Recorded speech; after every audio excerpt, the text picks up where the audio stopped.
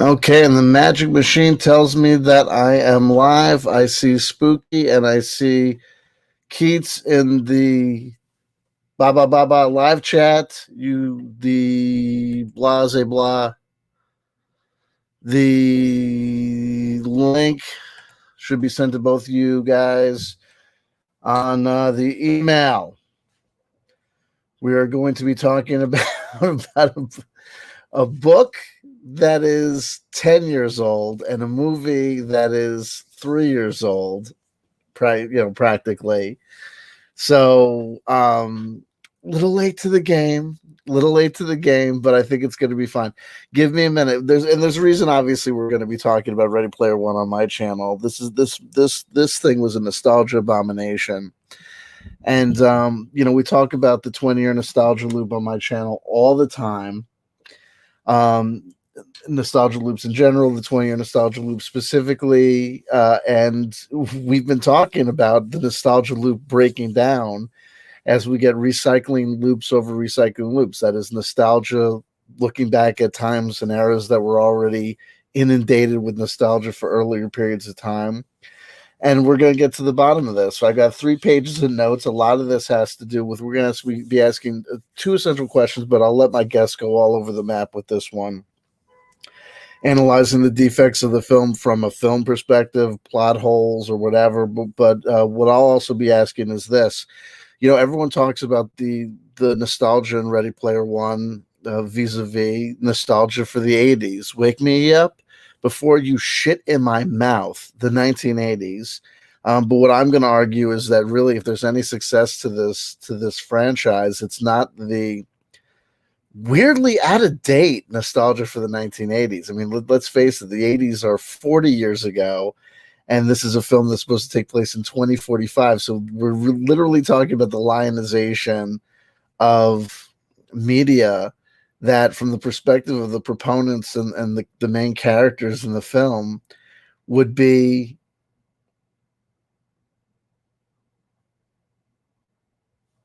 $65 years old. It doesn't make a whole hell of a lot of sense, and we'll talk about why. We'll talk about whether this film is just basically on the nostalgia loop itself for virtual reality movies, 1995 to 1999. You'd be amazed. I've got a list how many movies came out that talked about and were obsessed with virtual reality. Well, I'll wait for my guests to come here if they ever get here. Yada. Give me a second. Actually, I'll do 2 things. Number one is I'll tweet out the link. Go over to my YouTube. Here we are. I'll do 2 things. Whoops. Share this bad boy. Someone has already given me 1 downvote. Thank you. Thank you. We got 2 upvotes, 1 downvote. Don't forget to like, comment, and subscribe. I'm do one of these. Hashtag it up.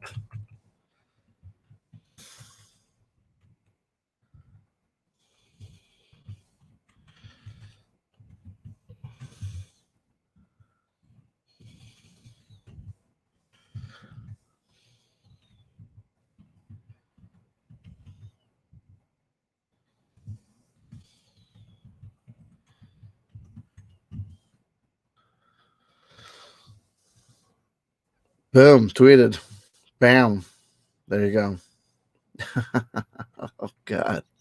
And then whenever I do this, I come over and end up inadvertently coming over to Twitter.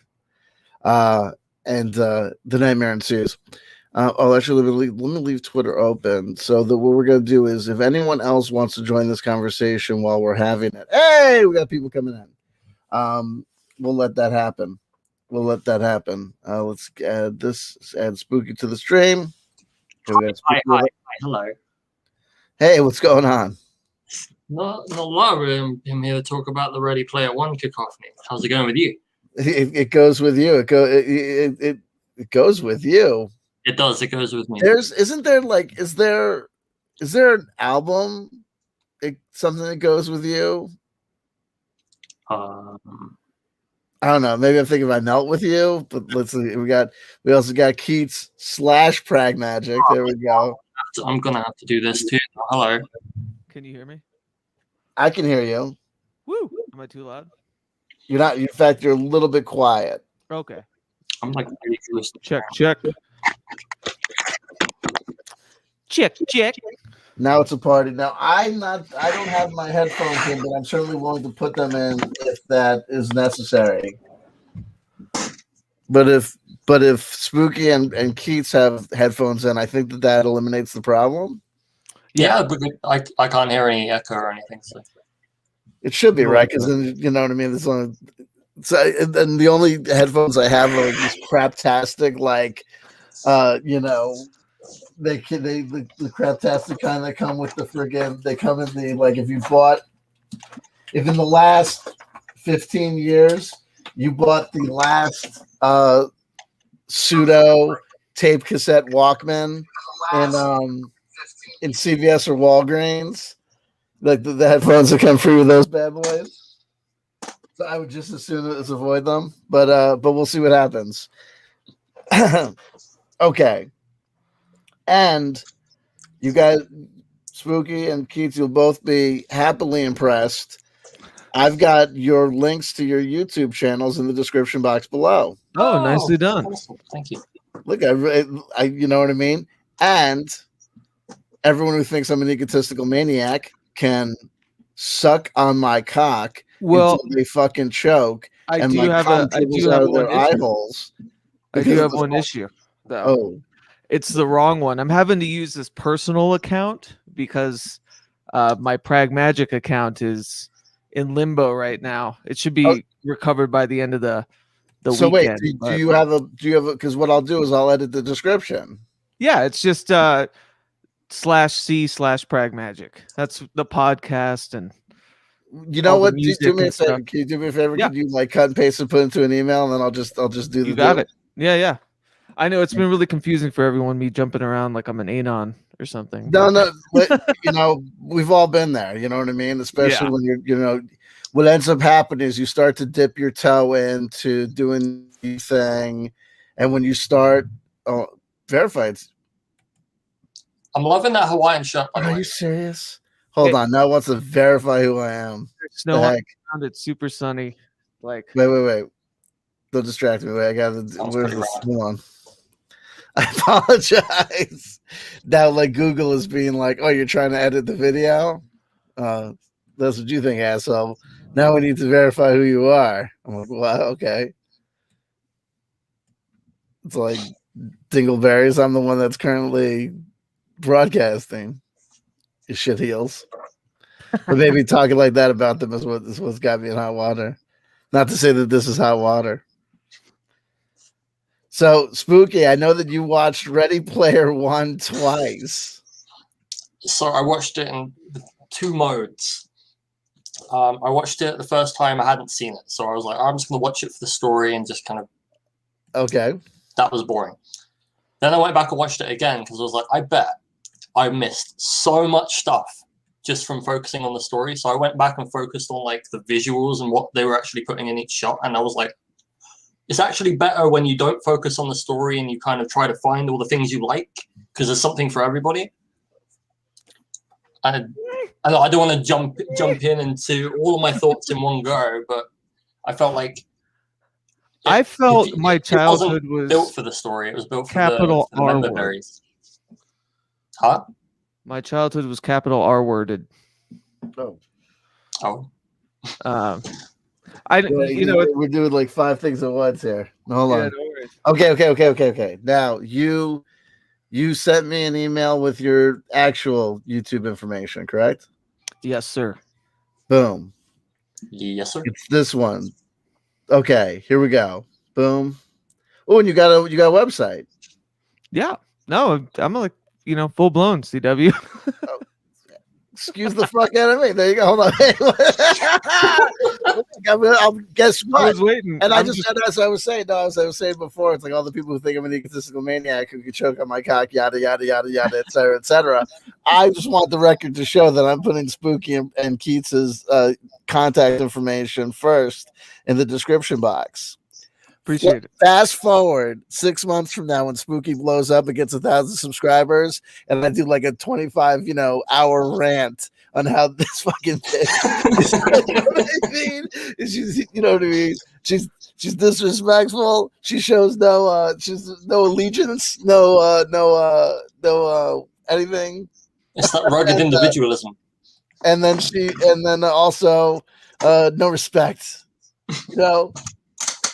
Yeah. No, I have no respect. No, I know you have no respect. We've been over this. I'm gonna make commonwealthchanting.com and you can buy it off me. I'm not gonna buy it off you. Hey, that's a 20-year. It would just be a picture of your face. That's all. .com boom, isn't it? I believe, and also, I hate to tell you this: when you go to buy that URL, don't be surprised if you find that it's already registered. Did you already buy it? Yeah, I don't fuck around. I don't do anything with my life. I'm gonna type it in now. I don't know.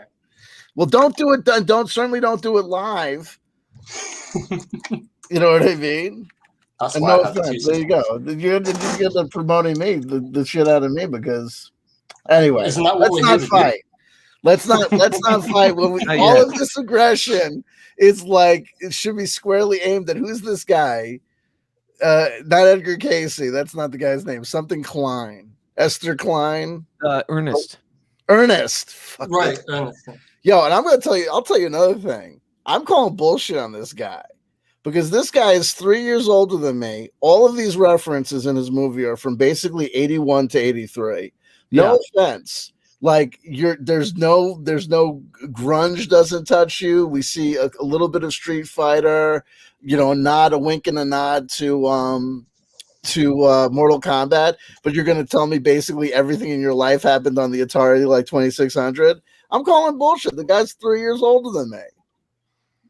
I agree with that. Why were all the references necessary? Well, and that's where the movie differs a lot too, because it really does focus. Like there's some peppered spots of echoing, but there's some peppered spots of modern things like Overwatch and a Dark Knight Joker in there. So Spielberg had some liberties with it, but really, you're right, CW. It's from like late 70s to 89. Right. Yeah. Now, and here's the other thing. This movie the movie rights were sold for over $1 million prior to the publication of the book. Right. Yeah. So I'm gonna go out. You know what I mean? I'm gonna go off on a limb here, and I bet you this. I bet you there's shenanigans. I'm not gonna get like too conspiratorial about it, but like, who would buy this book? Who would buy the movie rights to a book that hasn't come out yet? I mean, I haven't read the book, but the reviews that I've read have led me to believe that it's like less than spectacular. Not that it's like the world's worst book, but that it's not like the Onision book, but it's certainly not. I've not seen one review that's acted like this book needs to be made into a movie. This is a book for a generation. This is the millennials on the road. You know what I mean? Or anything like that. Yeah. How do we know that Ernest Cline's a real person? Well, because he wrote a second one. Well, he could have written the script. A script could have existed, and they went, "How?" Well, there are differences, and then get the script. I have skimmed through it, the book, like back in the day when it came out. I had a friend who was obsessed with it, and I'm just not a fan of nostalgia fiction like that. But there's a lot of D&D stuff that's not in the movie, so it is very time-based with when he was a child, I suppose, or came of age. You know what I mean? So let's maybe the way to do this is I've got 3 pages of notes, but I don't want to bore you by asking people to sit on the sidelines. But I want to go through the pages of notes kind of quickly because I think that they'll give us a roadmap of where we could discuss things. Because it's like talking about this guy. It's like I said, Ernest, according to his biography, was born in 1972. So he's 3 years older than me. Okay. And kind of my point is with all these references to 82, 83, 81, 82, 83, it's kind of odd to me because he would have been like 10 years old in 82. Now, granted, he would have been 14 when the classic NES came out. Yeah. He would have been like, he would have been like close to 30, maybe like in 2000 when he would have been 25 when the PS1 came out. He would have been close to 30 when the PS2 came out. I guess my kind of point with this guy's biography is that it's very odd that he's so fixated on a period of time that, granted, he's born in 1972. I mean, he grew up in the 80s. I mean, I spent 5 years. I mean, he grew up in the 70s, but still, you know what I'm saying? Like, there was enough time where I'd expect the cultural, a little bit more of a spread. It's almost like he was riding the wave. Yeah. No, that's exactly my point. So what I'm going to go off and say is that there's a class of creatives in Hollywood and in media who they're very much stable geniuses in this sense. They're not wild and crazy. They're not breaking the rules. They are finding, whether they do it subconsciously through some sort of bizarre intuition, or they just fixedly know and understand what's going on. Because this guy, earnestly, even his like, when he was doing, I think he was doing like poetry for a while and spoken word stuff, he was clearly like aiming at this burgeoning nerd demographic. You know what I mean? It's like, and it's so on the nose. It's like the same thing with guys like Adam Sandler and Ben Stiller. I'm not saying that they can't write a script. You know what I mean? I'm not saying that they can't act, but I'm saying when you look at a product like Zoolander, you just know that this guy was, like, knew about the 20-year nostalgia loop and knew how to fucking milk a cow. You know what I mean? Yeah. And to be fair, that's about the time I was starting high school, was like early 2000s. And I worked at 3 different, video rental stores. I even worked at like many going out of high school. It's funny. It's like the one common job I've ever had. But there was a huge push for nostalgia fantasy stuff during that time. Oh, there was a huge, big, bring Atari back, the 80s were huge, obviously, as the loop doth said. But, he definitely rode a wave. And he wrote this in 2011. Yeah, that, you know what I mean? Like that's part of the thing about it. And so the other thing that we're gonna end up getting to, and also if anyone wants to end up joining us, please let me know. You can send me an email or send me a DM on Twitter. If you send me a note in the live chat that you send me such an email or such a DM on Twitter, I'll make sure to get to it. So this goes right into the theory of the nostalgia loop, but it really goes into the problems that I have with the nostalgia loop and the repetition of the nostalgia loop.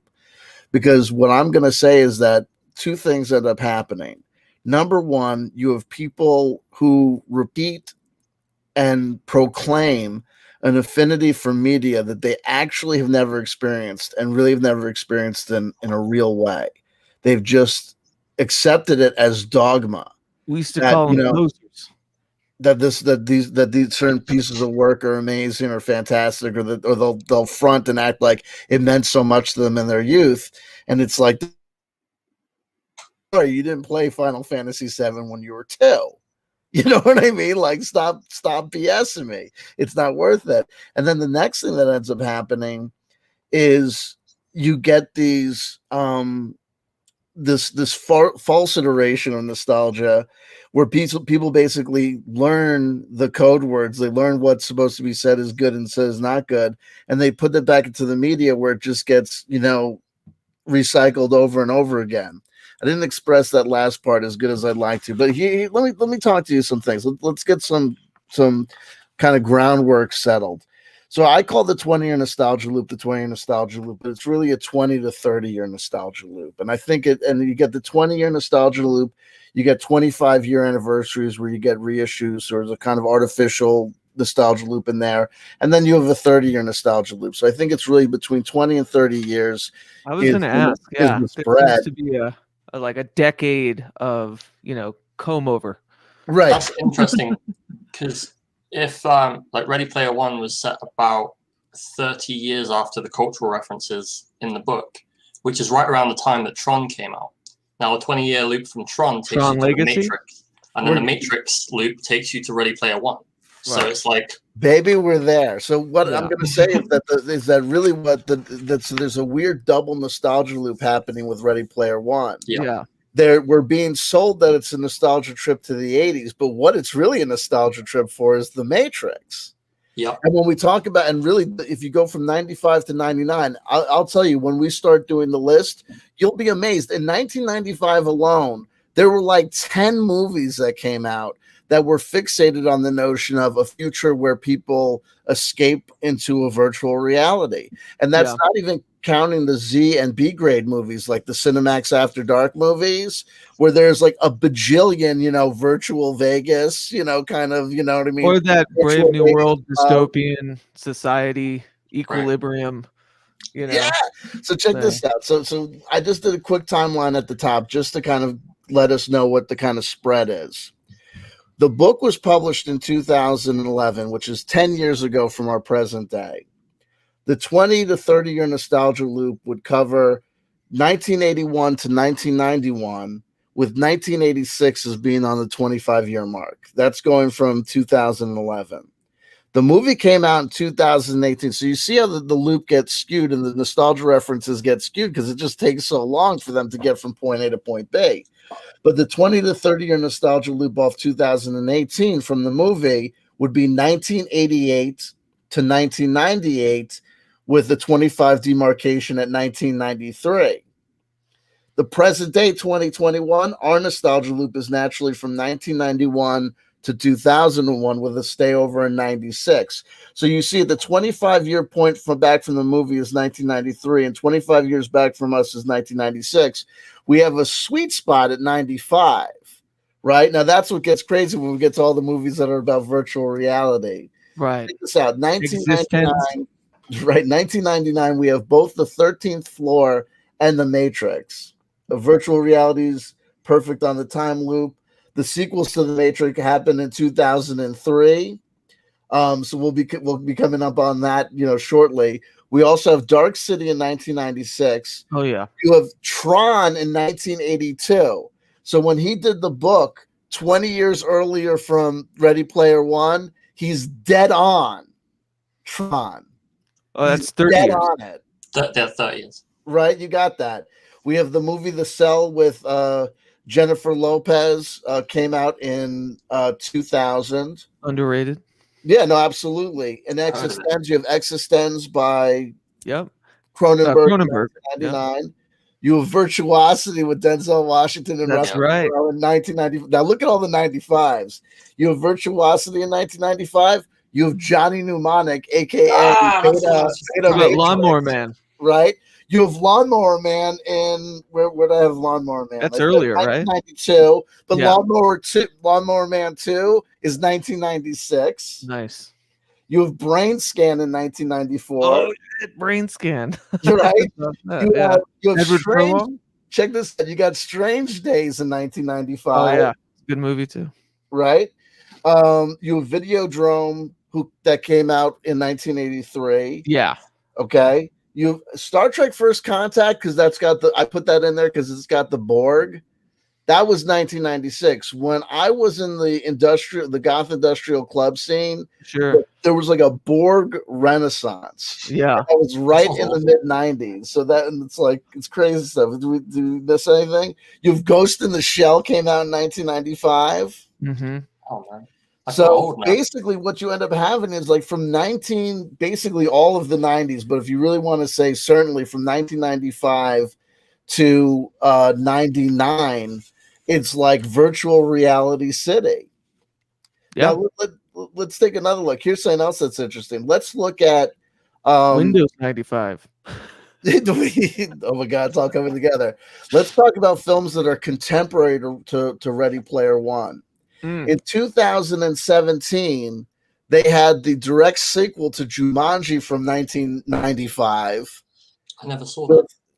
In 2017, where they had the direct sequel, and then they had the Jumanji, the next level came out in 2019.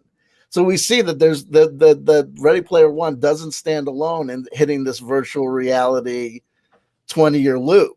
2017.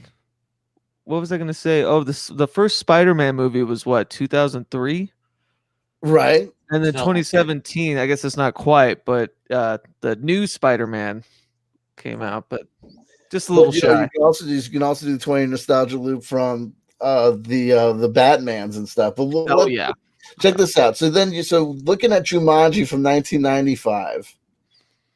So we know the direct sequel came out, pretty much almost to right on the money to the 20-year loop. The book was actually from 1981.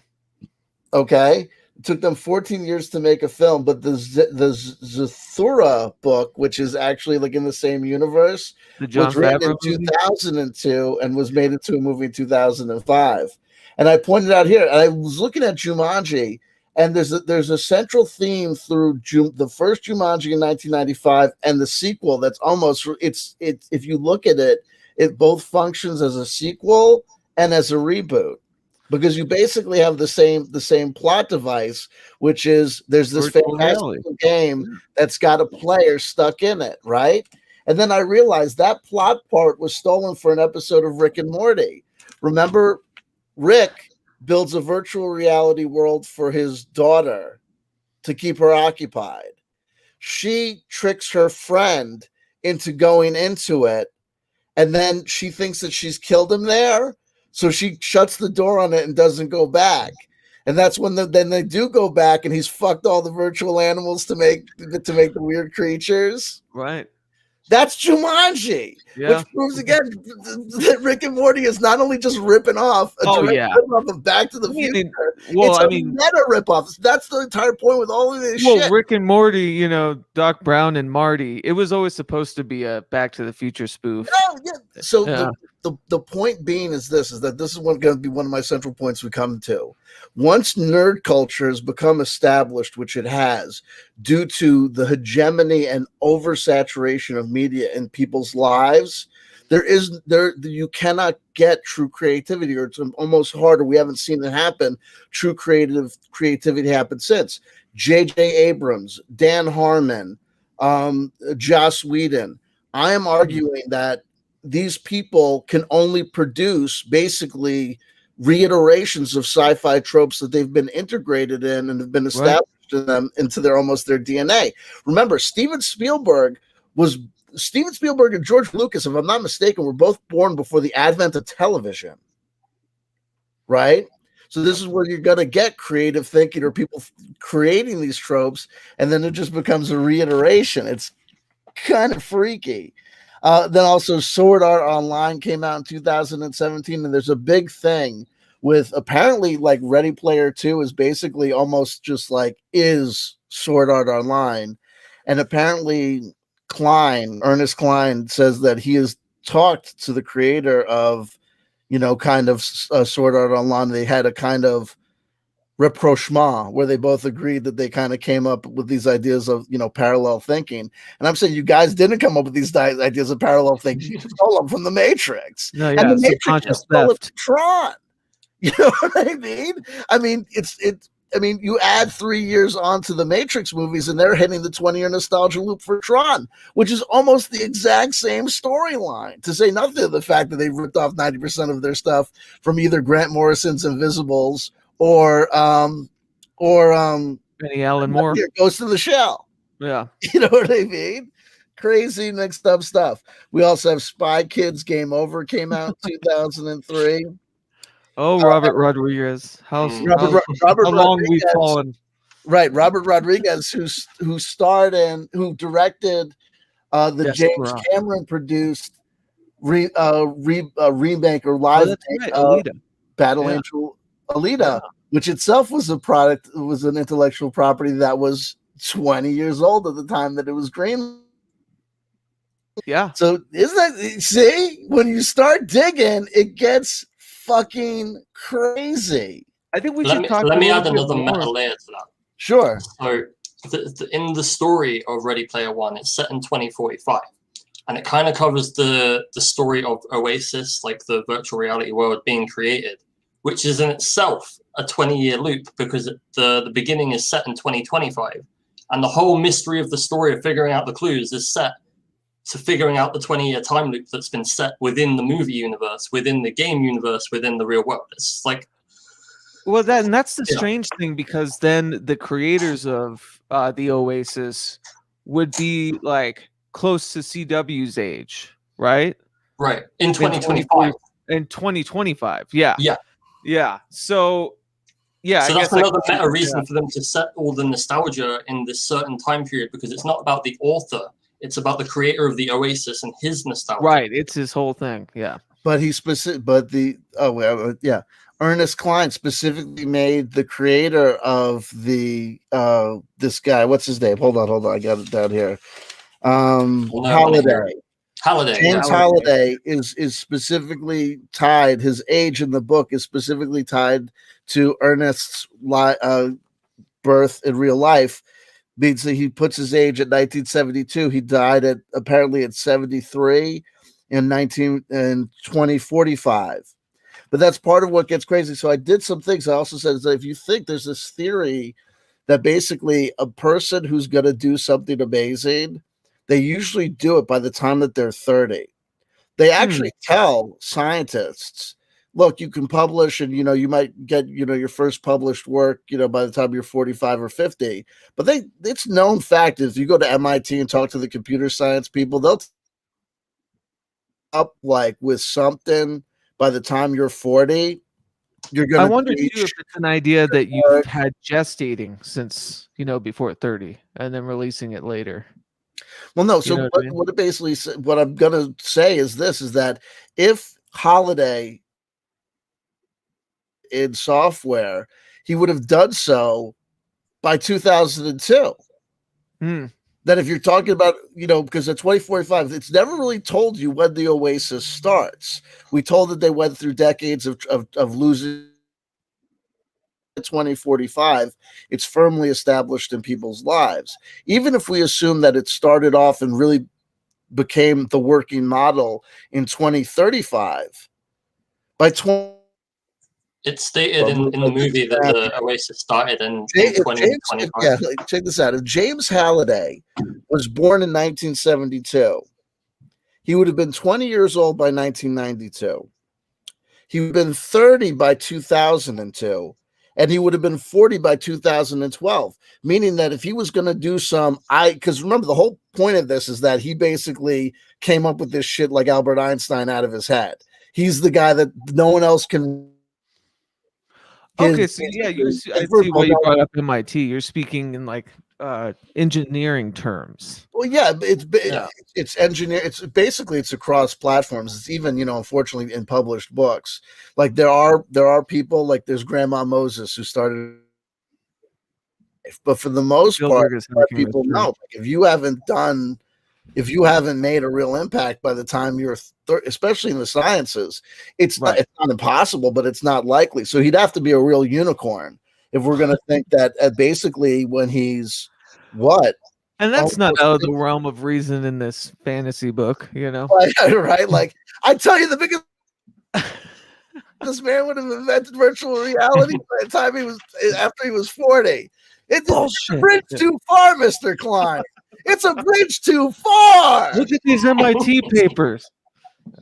Facts. Albert Einstein created the theory of relativity in time of 75. Are you proposing that James Halliday, sir? Is that what he is? Yeah. Basically. Hold on, wait. I don't want to miss anything. Hold on, wait. Oh, contemporary. Oh, the contemporaries list. Also, let's say. Oh, check this out. Virtual reality near the time of the publication of the book. I know I'm changing. Gamer with Gerard Butler came out in 2000. I remember that shit-tastic movie. And check this out. Tron Legacy came out the year before was published, but that also can kind of try to explain why the film rights were bought prior to it even being published. I mean, that's a real doozy. I mean, I've heard rare. Stephen King might sell the movie rights before the book is published, but Ernest Cline on his first book. Yeah, I was about to say, was it his first book? Yeah, he's a totally unknown quantity, and he's able to connect to Steven Spielberg's people, the producers, and he's able to get the film rights sold before it's even been published, or he's even had to have treatments. It's probably been like a process. Like it was brought before it was published, but people would have read like excerpts, or it would have been shopped around. kind of behind the scenes. That explains the ending. Right. And don't forget, ghostwriters are a thing. Remember, Ernest Cline, even though he sold the publishing rights before the book was published, the screenplay, he wrote the first draft, and then it went through with several other writers. And it's been implied amongst the geek cognosati, or whatever you want to characterize them, the losers of the world, the incels united, that Ready Player 2 is probably, for the most part, influenced by notes and directions given by Steven Spielberg himself. Possibly. Who knows? I mean, he directed a lot of the things, or added a producer credit for a lot of the references that were used in the film. Oh, and well, then that's the other thing. It was a Steven Spielberg commercial. And the real success of that movie is basically look at all the properties we're able to put together. But that goes to show you. These are other books that came out. Oh, no, check this out. We'll talk about Tron Legacy coming out in 2010. That was a direct sequel to the 1982 film. Then you remember this. There was a prequel to, or a kind of the sci-fi Battlestar Galactica series known as Caprica. Caprica ran two seasons in 2009, 2010. So we're just going to show you that all this stuff is basically everyone's drinking that. And everyone's basically plugged into, whether it's the corporate suits behind the scene, everyone's locked into this 20-year nostalgia loop. And basically, it's almost like the die was cast. And don't forget, Tron was made by Disney. Well, think about this too. It's funny because it came out that Spotify is now basically listening to listeners, like conversations, like they're picking up a bunch of things, pretty much emotional data points to help stream recommendations and what you like. It's basically a minute form of that. I'm sure they've taken a lot of cross-guard samples of media in the past, a couple of years, and we're like, oh, this one will hit all the points. Right. You know what I mean? It is absolutely a suit game. It's the Cambridge Analytica of making movies. Absolutely a suit game, Right. In 2020, you had a show on, I think it streamed directly to, it was either Hulu or Netflix, called Upload. Oh yeah. And having their Amazon. Uploaded Amazon. into, right? And then you also between 2016 2020, you had a TV show. It was a great TV show. They didn't pop yours The Matrix, but it absolutely, in every way, shape, or form, basically was. And that's a TV show called The Good Place. Right. Are you guys, you know what I mean? Yeah. But it's more biblical. They need to find out where they are. They understand and come to realize that they can't trust the world around them. They go on this cosmic journey to figure everything out. Anyway, you also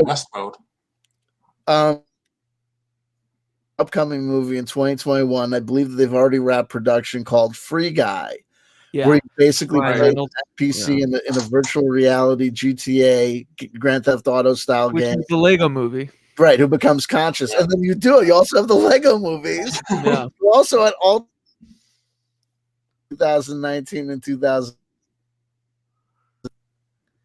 Which again is like this, and then you get into the similarities, and then you have Westworld that aired between 2016 and is still going on. Yeah. So it's this. So here's my takeaway. Here's one of these takeaways, and I'll toss to you guys. Takeaway number one: circa 1995 and surrounds, we were told the future was virtual reality simulations. 25 years later, approximately 2020 and surrounds. Remember this also: the simulated reality hypothesis came into vogue. You had Neil deGrasse Tyson, you had Michio Kaku.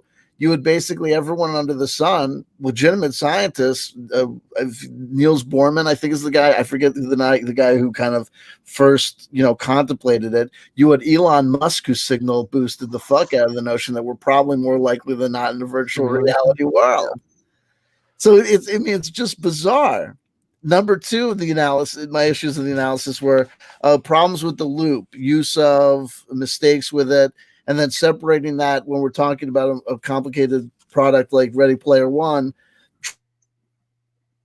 use of nostalgia loops and their abuse for just problems with the movie, you know, that it had lousy world building, that a lot of the stuff like just, you know, didn't make sense.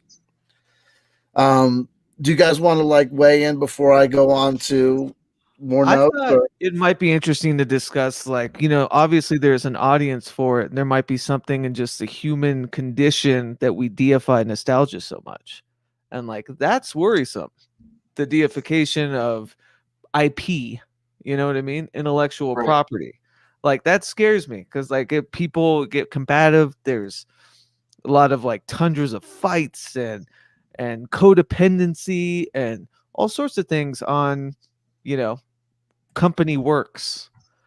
So yeah, it's interesting that it brings it up because, you know, after in like my youth, it was that whole like, you know, posers versus like actual interested people, and now it's the line is like completely blurred because everything's at our fingertips, and it's just really funny that anyone can become an expert on something and then own it. Well, real quick is that it has to do with the toxicity of nerd culture. Yes, because it's an absolute community that has been taught to self-identify itself and to be tribal regarding its purchases. Yes, regarding its purchases. Yes. Right? The person's personality can be defined by the fact that they're a Star Wars aficionado and that they're so Star Wars that they don't just watch the movies. They've watched, you know, the underground double digital transfer cut that, you know, restores the original 1977 one from the Laserdisc, and they've read all the books, you know what I mean? And they can do it, you know, they wrote fanfic or whatever. It gets nuts versus like, you know, Star Trek fans or whatever. And then like I said, it's like a lot of this stuff comes back to like a lot of this stuff when you fundamentally think about it. What is really irks me, or I think is especially intriguing, is when people get this way about basically stuff that's subpar.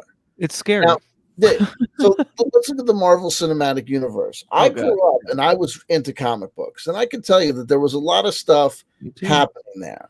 Yeah. But then I can tell you also is that, like, you know, like Days of Future Past. Like Days of Future Past was like a touchstone for me as a kid. Oh, yeah. Chris Claremont. I understood about it, the mythos. There was a Marvel role-playing game supplement that involved it that I spent hours, you know, going over and thinking about and the implications. And I mentioned, like, you know, my favorite comic book growing up was actually the official handbook of the Marvel Universe. I was just into data. Oh, so there's a lot of stuff there. The Marvel Cinematic Universe comparatively is like, you know, a mile wide, an inch deep. It's just, and it's not even just the fact of like, oh, that's not how old the comic books. I'm not getting, you know, pedantic about them sticking to the original script. I'm just saying the depth of these characters, what they go through, how they're exposed, you know, their problems, their troubles and tribulations. Shallow. It's really just, you know, a lot of these movies are crappy.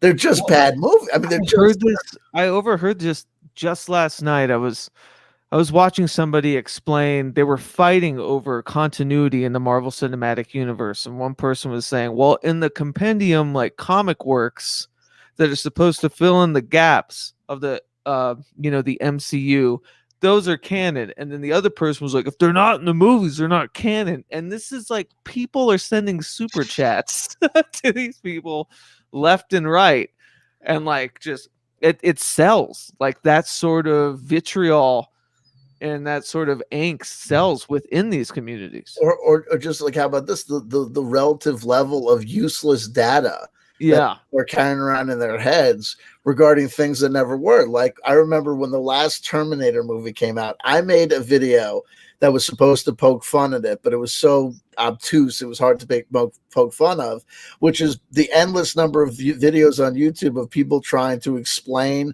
or work out the timeline of the various Terminator movies. Yeah. And it's like, the red letter media one. This is not a historical event that you can put together what really happened. There are glaring lines. And also the other things, you get into the endless. There's a YouTube channel that I think both me and Spooky subscribe to called Matrix Explained. Right. Now, and what gets crazy about it is you realize when you're trying to think about what's canon and what's not canon, you have all these fan theories that have been developing for, at this point, if you talk about the Matrix, for 20 years. And it's almost like folklore. If it gets into the popular zeitgeist, is that not canon? Oh, and but then where it gets really disgusting, we were talking about the capitalist angle of it. Look at what happened when Disney bought out George Lucas, and they created that whole Legends versus the extended universe, the extended universe versus Legends, and it's like you'll have YouTube channels that are dedicated to Star Wars that are endlessly trying to differentiate. And I'm like, when are we going to talk about the fact that this distinction between what is canon and technically not canon didn't occur because a grand council was called between George Lucas and the 10 biggest writers of the novels and the 3 biggest directors of the films. This was literally Disney made a decision to say, we're not even going to try and fucking make sense of all this. And who is the barometer for canon? Is it from the original creator, or is it from the people that hold the rights? And that's the other thing, because if you think about a lot of what was originally, what has become, I think, part of the Legends, a lot of those books, George Lucas let him write all sorts of stuff. Oh yeah, the first book that came out from Star Wars has like all sorts of like bizarre conceptions of the Force and how it works, and it's got like an isolated adventure between Princess Leia and Luke Skywalker. I mean, it's all over the mind's eye. You had Marvel comic books that were written without direct supervision. You had role-playing games that were produced. Do you know it got so complicated that when it was still Lucasfilm Limited still was running it.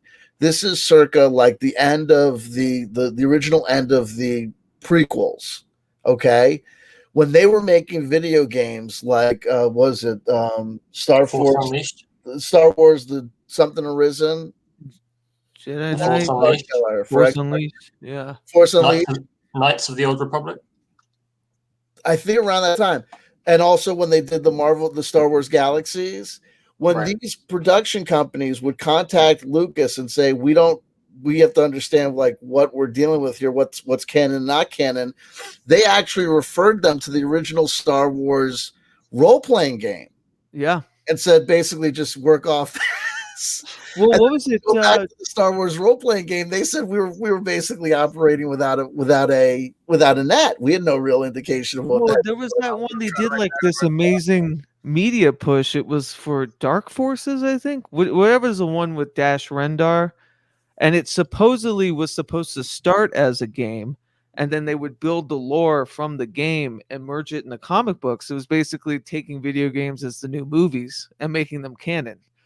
And like, yeah, that fell by the wayside. But yeah, it's just funny. Like the barometer, the maestro of canon. And is it, could it be a little bit socialist in thought?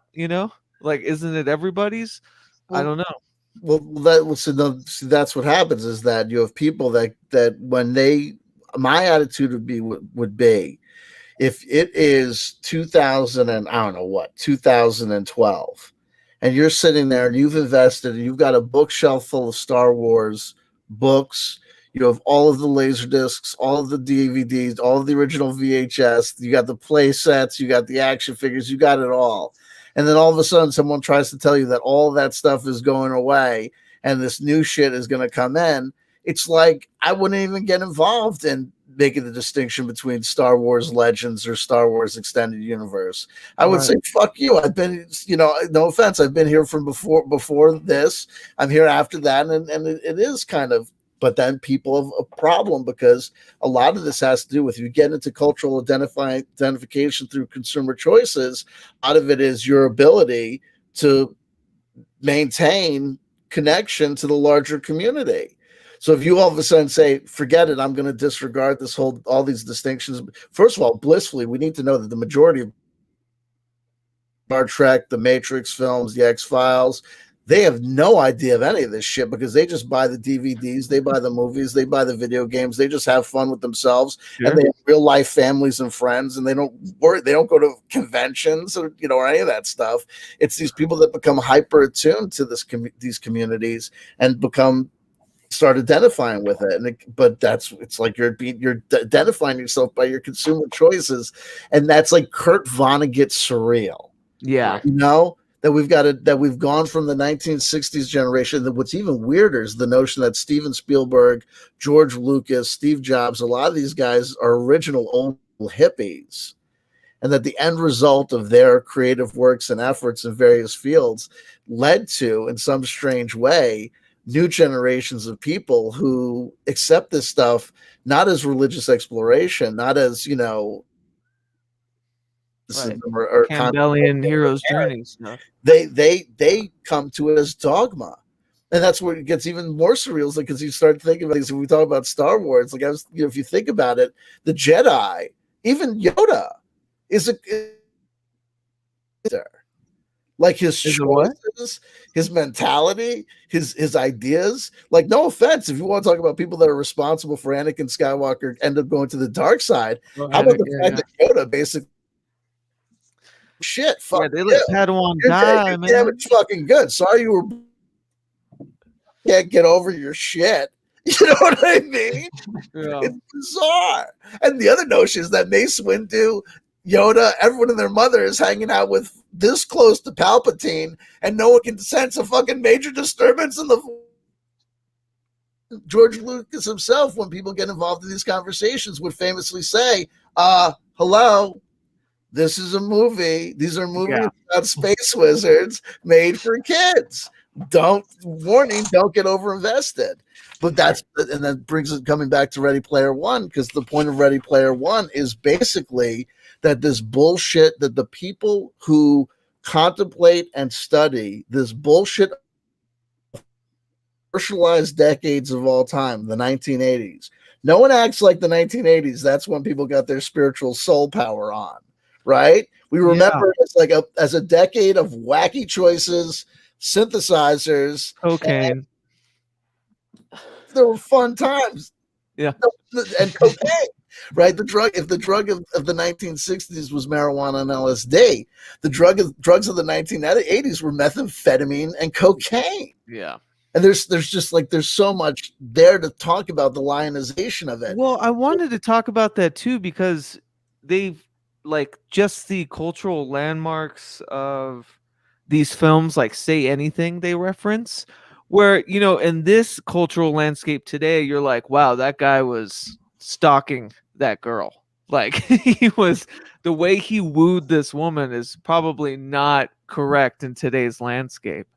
Yet we have, that's still it's still in popular media, and it's still, I love Say Anything. Don't get me wrong. I stood out with the boombox outside of a window once, but I'm just saying, it's just funny to see it in modern day with how much Spielberg wants to incorporate a lot of quote unquote woke culture, that he would still be pining for those moments between, men and women in that relationship, and that, that main wooing, system in the movie.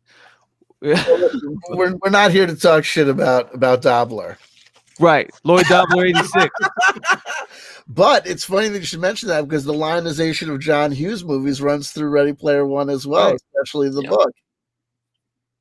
Check this out. Spooky, do you have anything to add? I don't want you to bum rush the show. I've just been thinking about how within the universe of Ready Player One, what we see the beginnings of now, the gamification of nostalgia. It's how 50 years ago they had these projections of what they think the future is going to be like. Right. It feels like they've taken the cultural moment of the now, which is memes and nostalgia, and everyone looking back going, hey, it was way better back there than it is now. It's let's take that to 150% and project it into the future, and then write a narrative around the world like that, where everyone lives in giant stacks and their whole life. I also found it interesting, within the movie, there was lots of manifestations of it's code manifest in the physical. So you've got in the quote unquote war room at IOI, they've got like hundreds and hundreds of these people that are like debt slaves to the company that have to like Easter egg hunt for them. And that is literally just physical code that's being input into the system to try and unlock. It's also the like Easter Bitcoin egg. miners, you know? Right. Yeah. And along with that and the gamification of the nostalgia, it feels like a kind of a meta commentary on where we're going within a world that's already a bit crazy. Right. Now funny because if we go to another science fiction universe, Dune, there's a concept that after Butlerian Jihad, they had made artificial intelligences illegal.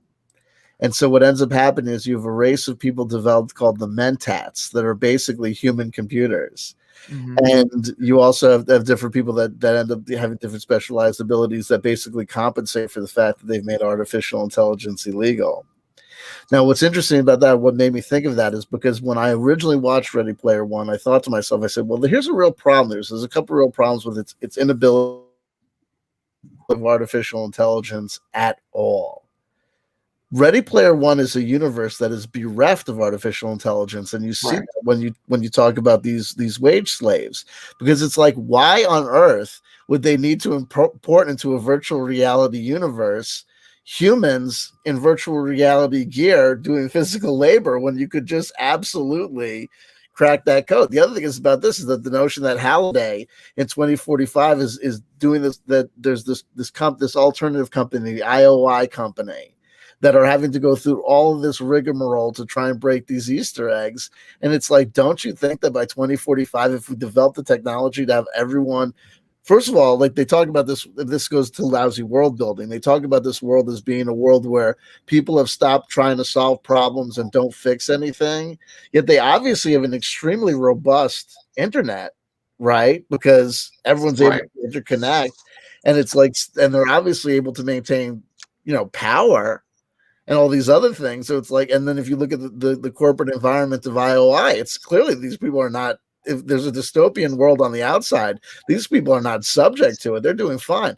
And so the notion is this, like you couldn't, number one, you're able to develop a technology because they end up making the haptic suit that the protagonist uses. So it's, enough about how Oasis works to develop a haptic suit, but you're not able to develop your own alternative to this world. It's like, oh, come on. And then generalized AI would bust through and be able to create a second Oasis in nobody's business. Here's another thing I realized while watching it. Like at the very end, you see like cops turn up to arrest the guy with the gun who's pointing at them in the van at the end. So they turn up to arrest him. But throughout the whole rest of the movie, where is the government, the police, anyone? Nowhere. Nowhere. Like you don't even see cops or feds turn up when they blow up the stack, thinking that the protagonist is dead. There's no government or police response. You see like a news report. That's it.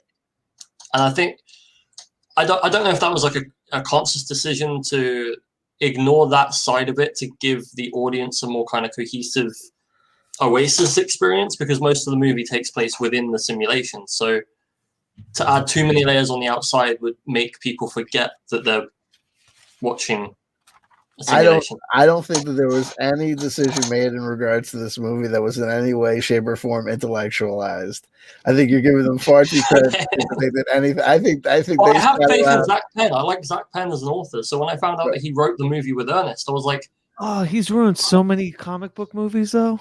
Oh, I enjoyed his No Ordinary Family. I enjoyed that show. Okay. So I like his writing style, but I see what you mean. Like he's got some real misses. Yeah. Hours and hours spent basically making a Marvel Cinematic Universe style movie, special effects. And here's the other thing: it's 2045, and you have this amazing virtual reality world that basically I wasn't impressed with the CGI one bit.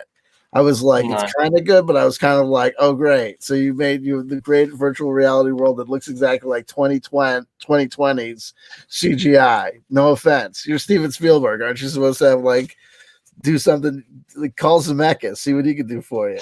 What You am I guys are gonna saying? love this. Right. Zach Penn, who did Ready Player One, is also doing Free Guy. Get the fuck out of Really? town. Yeah. Interesting. Wow. Interesting. That I saw He the also did first the X-Men trailer Last for Stand Free movie. Guy, and I thought it looked like an abortion. When I Yeah. saw the first trailer, for Free Guy, here's what I think Free Guy is going to be. I think it's going to be a 20-year nostalgia loop back to the career highlights of Jim Carrey. I think Free Guy is going to be wackadoo. I think it's going to be fart Ventura. jokes and hot tub with 10 Playboy models. Whoa, I'm just the bank teller. No. Well, it's funny because in 2012, oh no, I'm sorry, in 2002, that was the highlight of all those really dumb teen comedy movies American that came Pie. out. Right. Oh my god. Which itself Or is in only a nostalgia loop. 2001. If you go back, if you go to American Pie 20 years before American Pie in 2000 is the 1980s, which was the dawn of the wackadoo teen movie. Right. Yeah, and Right? the 30-year American nostalgia Graffiti. loop in 92 was like Wayne's World and all of that Right. stuff. Oh my god, we're doomed. We're Yeah. doomed, I tell you. To say that but that's kind of the point, is that if you go back, if these guys are 20 to 30 year nostalgia looping back to the craptastic 80s to just shove basically Atari 2600 references up our ass, like anyone gives a fuck about Atari games. That's the other thing we gotta get to. Atari games fucking sucked. Atari was a proof of concept to basically let people know that one day, basically 15 years later, there'd be a thing called the NES that would really start things. You talk to people from the Atari 26 generation, very few of those people ended up becoming lifetime gamers because they were like, Atari 2600 games fucking suck. You remember in music in the early 2000s how big the Juno was again? Like the Juno synth? Don't get me started on 20 nostalgia loop and music. We'll be here all day. Oh, I know. Folks, here we are. Ready Player One that takes place in 2045, right? 20 years before it, where it should be, its nostalgia loop should place it 20 years back from 2045 would be 2025. 25-year nostalgia loop would put it to us, 2020. 30-year nostalgia loop would put it to 2010. Now, this is the 30-year loop. So there's a 30-year loop between 2010, when the book was presumably written, and the world that it's supposed to take place in. If you are talking organic nostalgia loops, I figured this out. You're talking about a 20 to 22-year loop.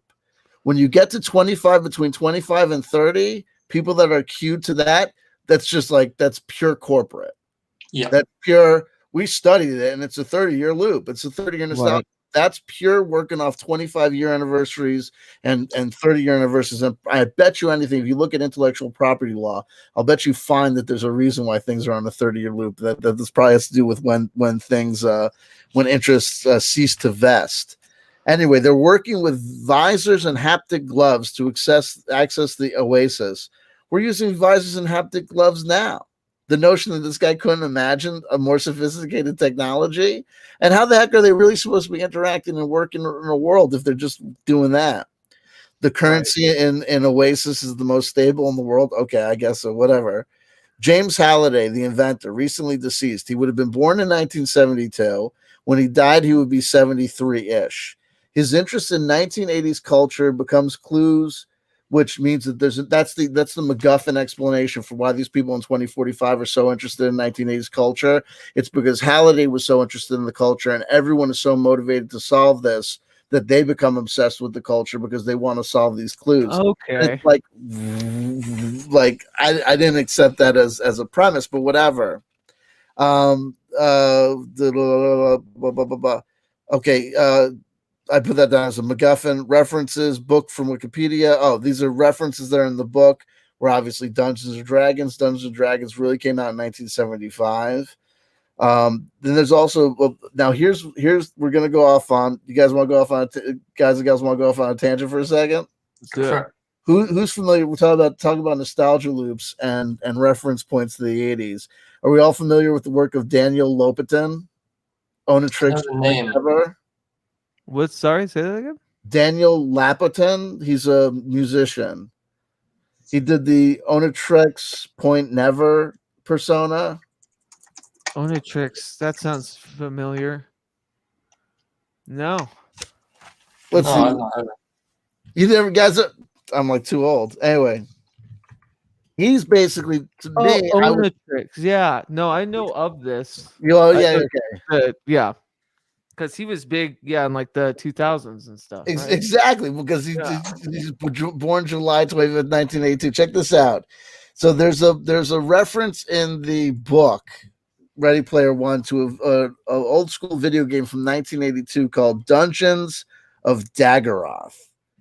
Dungeons of Daggeroth also provided the cover art for an album called Garden of Delete by Onatrix Point Never. He had gone off on tour. He was invited to tour, open up for 9 Inch Nails did a tour with Soundgarden in 2014. He opened up for them playing basically what he refers to as cyber drone sets before a befuddled stadium rock audience. And I want to say that 9 Inch Nails has been doing that for like generations. They talk about 20 nostalgia. They were like 10 years ahead of the nostalgia loop. Now check this out. Yeah. So 2014, he was doing that with them. In 2008, I saw a band called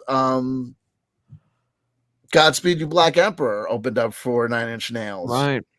So it's already like we're already like past A. But the other thing is this, that so he goes on this tour with 9 Inch Nails and Soundgarden. He's reminded of the 1990s grunge music of his youth. So he releases this album in 2015. Regarding it, there you go, 20-year nostalgia loop back to 1995. Virtual 90s band was using ARG promotions for the book. The album. Granted, it's like that. I said it was a diversion. We were going down a rabbit hole. No, I love it. I got a lot to say about the music. Because okay, so I have a note here. Okay. Remember we talked earlier. I said, if this imaginary inventor James Halliday was going to do anything amazing in the field of programming, he would have most likely done so, but before the age of 40. That's just statistically true. 40 or 30, but definitely by 40. 30 is like kind of like when you're like entering into the end stage, and 40 is basically like when it's like game over. You can always teach. Yeah. You know what I mean? Or work, you'll get an engineering job to code somewhere, but you're not going to be the guy. You know what I mean? You're not coming in with like the replacement for Windows. You know what I mean? It's not happening for you, baby. But not that you don't have value as a human being. So anyway, so check this out. If he would have done anything with code, he would have done so probably by 2012. And they go, this also makes sense because we see today the 1980s nostalgia losing its relevancy. So they put all of this stuff in Ready Player One, and people are scratching their heads going, in 2045, would people really be interested in the 1980s culture? And I got to tell you now, what I say is this, is that having grown up with the 80s and seen the nostalgia boom for the 80s in the early 2000s, the kids today, I'm not saying, it's part of my premise that people still draw upon the 80s all the time, but they don't really know that that's what they're drawing upon. They're drawing upon the idea of the 80s, not the actual 80s. It's a whole generalized concept. But even then, I think there's a lot of people who don't know that their light pink hair or their light purple hair or their choices as certain, as far as certain design choices are concerned, are really a reference to the 80s. The point being is that the kids, if things go back on the 20-year nostalgia loop, we're already past. We're in 2001. Or 40 fucking years ago, between 40 and 30 years ago. So to say nothing of the fact that it would have lost relevancy in 2045, it would have lost relevancy. Well, and here's the thing. It's supercharged because a famous director of the 80s took this movie and rehashed his own pop culture references from movies that he directed or was a producer of in the 80s. So it's almost like they're ordaining a nostalgia loop. Right.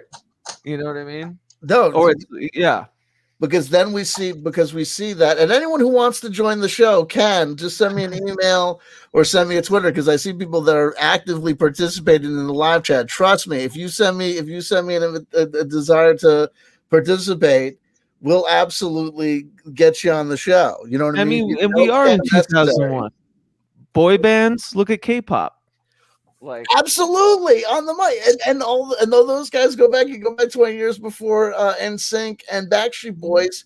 You get to New Kids on the Block and Menudo. Now I got one too. Oh, yeah. Now here's what's crazy about the nostalgia loops, is that it's reiterative in this sense too, because when things come back, they don't come back that's not a 1-for-1 replacement. It's not that NSYNC replaces New Kids on the Block or Backstreet Boys replaces New Kids on the Block. It's that New Kids on the Block happens, and 20 years later, there's 5 boys bands, and some of them don't make it. Backstreet Boys and NSYNC battle it out to get to the top. They're basically NSYNC at the end, I think, became the apex predators, right? It really did. They need to produce Justin Timberlake, whose Michael Jackson album is just a 20-year nostalgia loop back to Michael Jackson's Thriller. Exactly. Don't get me started. But anyway, then you have the also rans, like the genetic experiments that didn't quite work out, like O-Town or 98 Degrees. You know what I mean? Yeah, you get one hit out of them, and it's like, oh man, I wait for reality television to happen.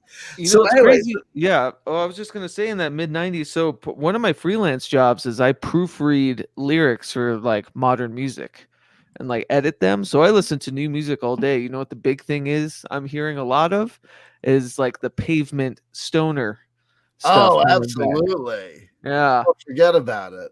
Oh yeah. So like I can absolutely see the loops just with the popular music, you know.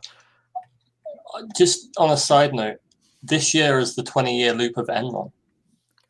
Oh my God. It gets crazy. Wall Street stuff going on right now. It's when you see the loop start branching out into the real world that you start to freak out. Now, here's one of my theories about that. It branching out into the real world is partly because the real world has become so hypermediated. These senators and congresswomen and presidents work with media support teams. Everything is hypermediated. Everything is PR releases. You know, so it's no wonder that it all becomes absorbed into the whole friggin' game. Anyway, let me go back. Okay, so check this out. So if the Oasis were to actually be made in 2035, hypothetically, the inventor of it shouldn't have been born in 1972. The inventor should have been born probably in 2002.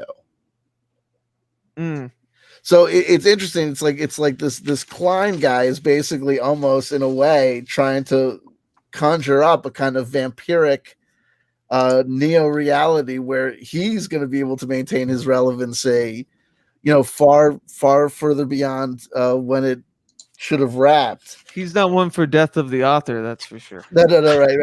Choust, this is a heavy reference. It came out in 1982. Right. Yeah, he plays it in the park. Yeah, War Games was a reference in the book, and that came out in 1983. So this guy's just on the loop. Elm Street, Back to the Future came out in 1985. The Iron Giant came out in 1999. The Shining came out in 1980. The Shining was put into the movie of Ready Player One because they wanted to in the book. All those scenes, all those relevant scenes, really take place in a mock-up of Blade Runner, which took place in which released in 1982. But Blade Runner 2049. So, we talk about decisions made by corporate suits.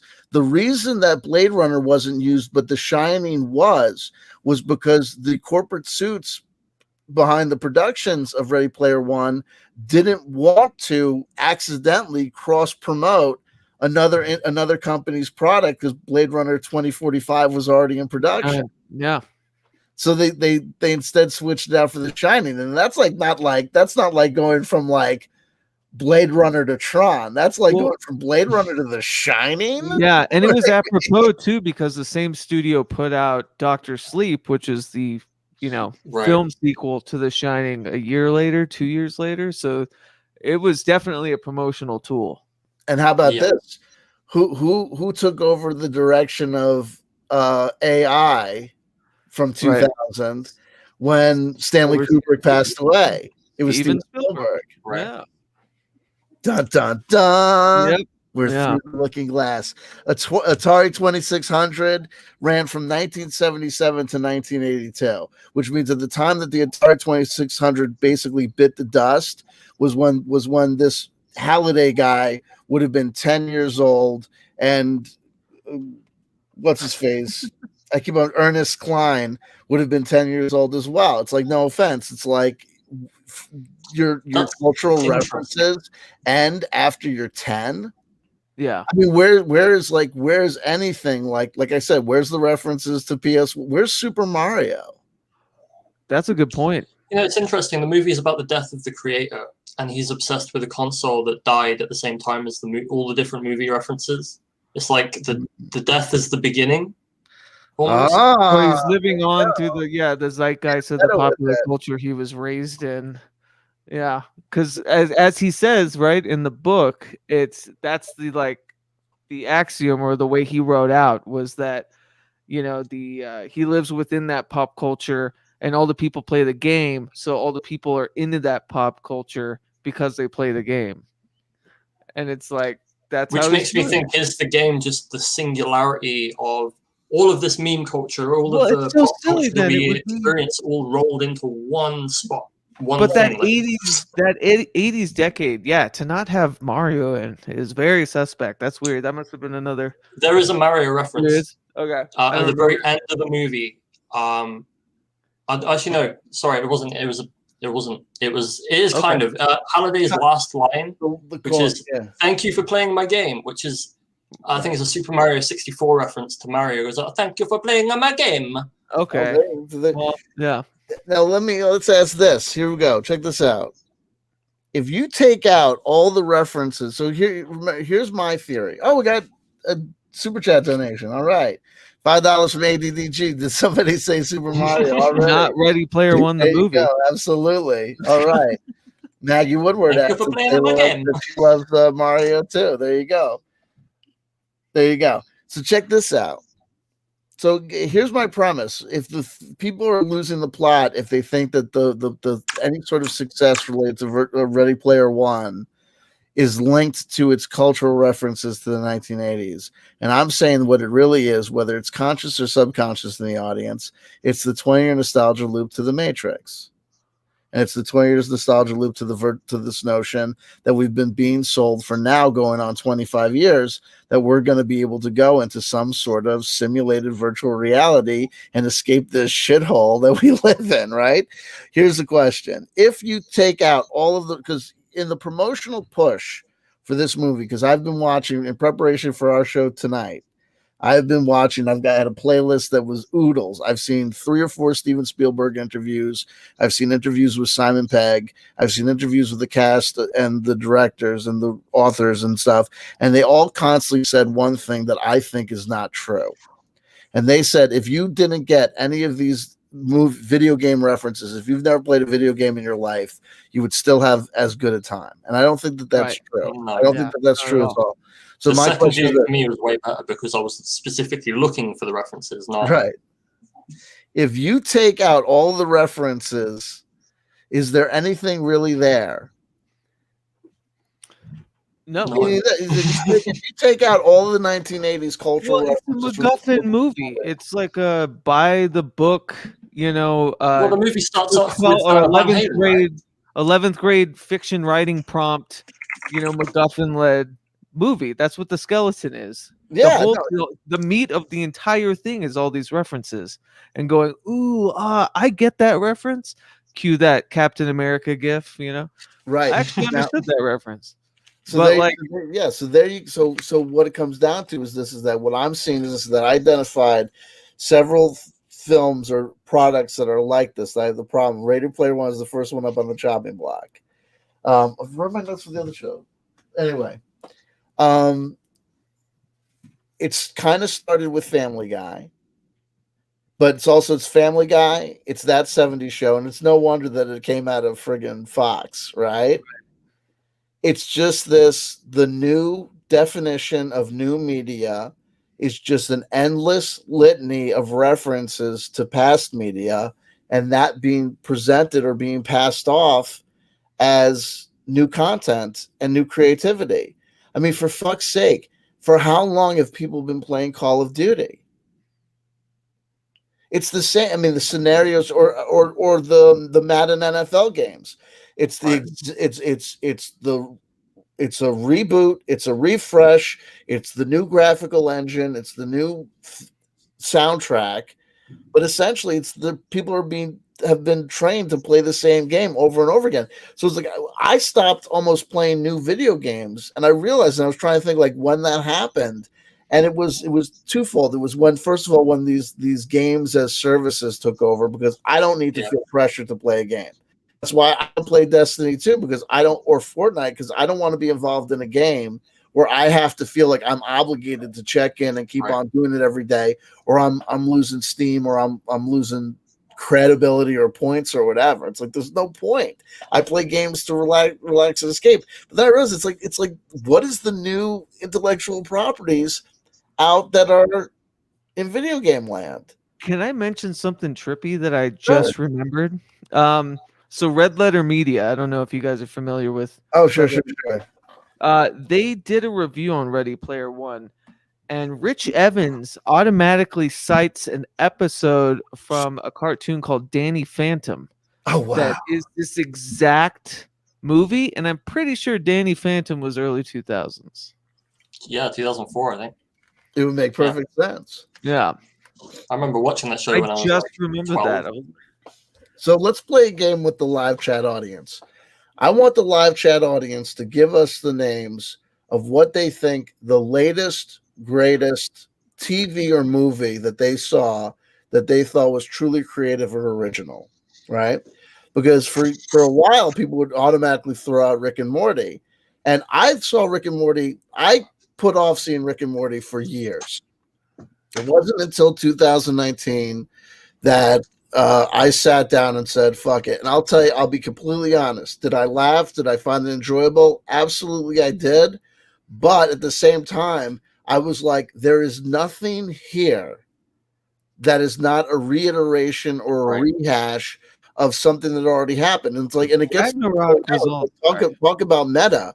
If you have an episode of Rick and Morty that references Inception, right? I'm sitting there and going, well, number one, not only does Inception go 20 years right back to The Matrix, 40 years before Inception, there was a movie called Dreamscape with Randy Quaid that is the exact fucking premise. There's absolutely nothing original about anything that this guy, and this is Chris Nolan is another one of these guys. I'm not saying that he can't write a script. I'm not saying that he doesn't get cinematography down. I'm not saying he can't get good performance out of good actors. I'm not saying Inception is not a beautiful film, but I am saying that there's nothing about Inception that is in any way, shape, or form remotely original. There's nothing. We're going back. We've got things that are going on for 40 years. I mean, if the tethers would be a bit shrouded, right?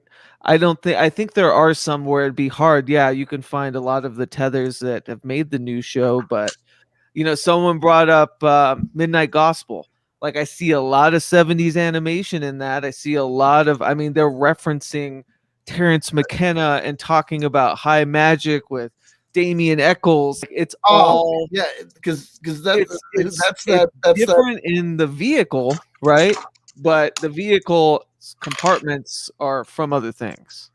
Because what I think is there's a whole bunch of guys that get too much credit. Now, I mentioned him positively earlier on, but there's the guy, the guy that wrote Animal Man, and he also wrote Grant Morrison. Grant Morrison.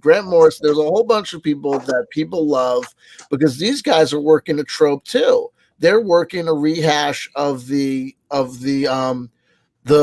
bizarre acid wizard, right? Sure. First of all, Grant Morrison is just working the fucking Aleister Crowley nostalgia loop. Like, I don't give a fuck. You shaved your head and you're gonna tell me that you did a whole bunch of hashish in India, and now I'm gonna act like fucking what's going on. Duncan Trussell is a trust fund baby. Yeah. You know what I mean? Like, no offense. Yeah. You know what I mean? A lot of this stuff comes down to people that just like, well, that too. It's also their best life. It's easy to live your best life when you're monetized. So what is this then? There's a lot of like, if it wasn't for the British comic invasion of the 1980s with Alan Moore, Grant Morrison, Peter Milligan.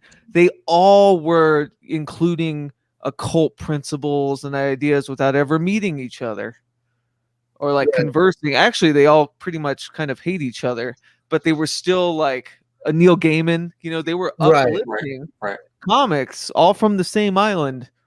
Like before that, the 70s occult renaissance, right? Or the 60s occult renaissance. Yeah. Hey, look, I mean, so it's like if you talk about this stuff, it's like them doing something crazy or new.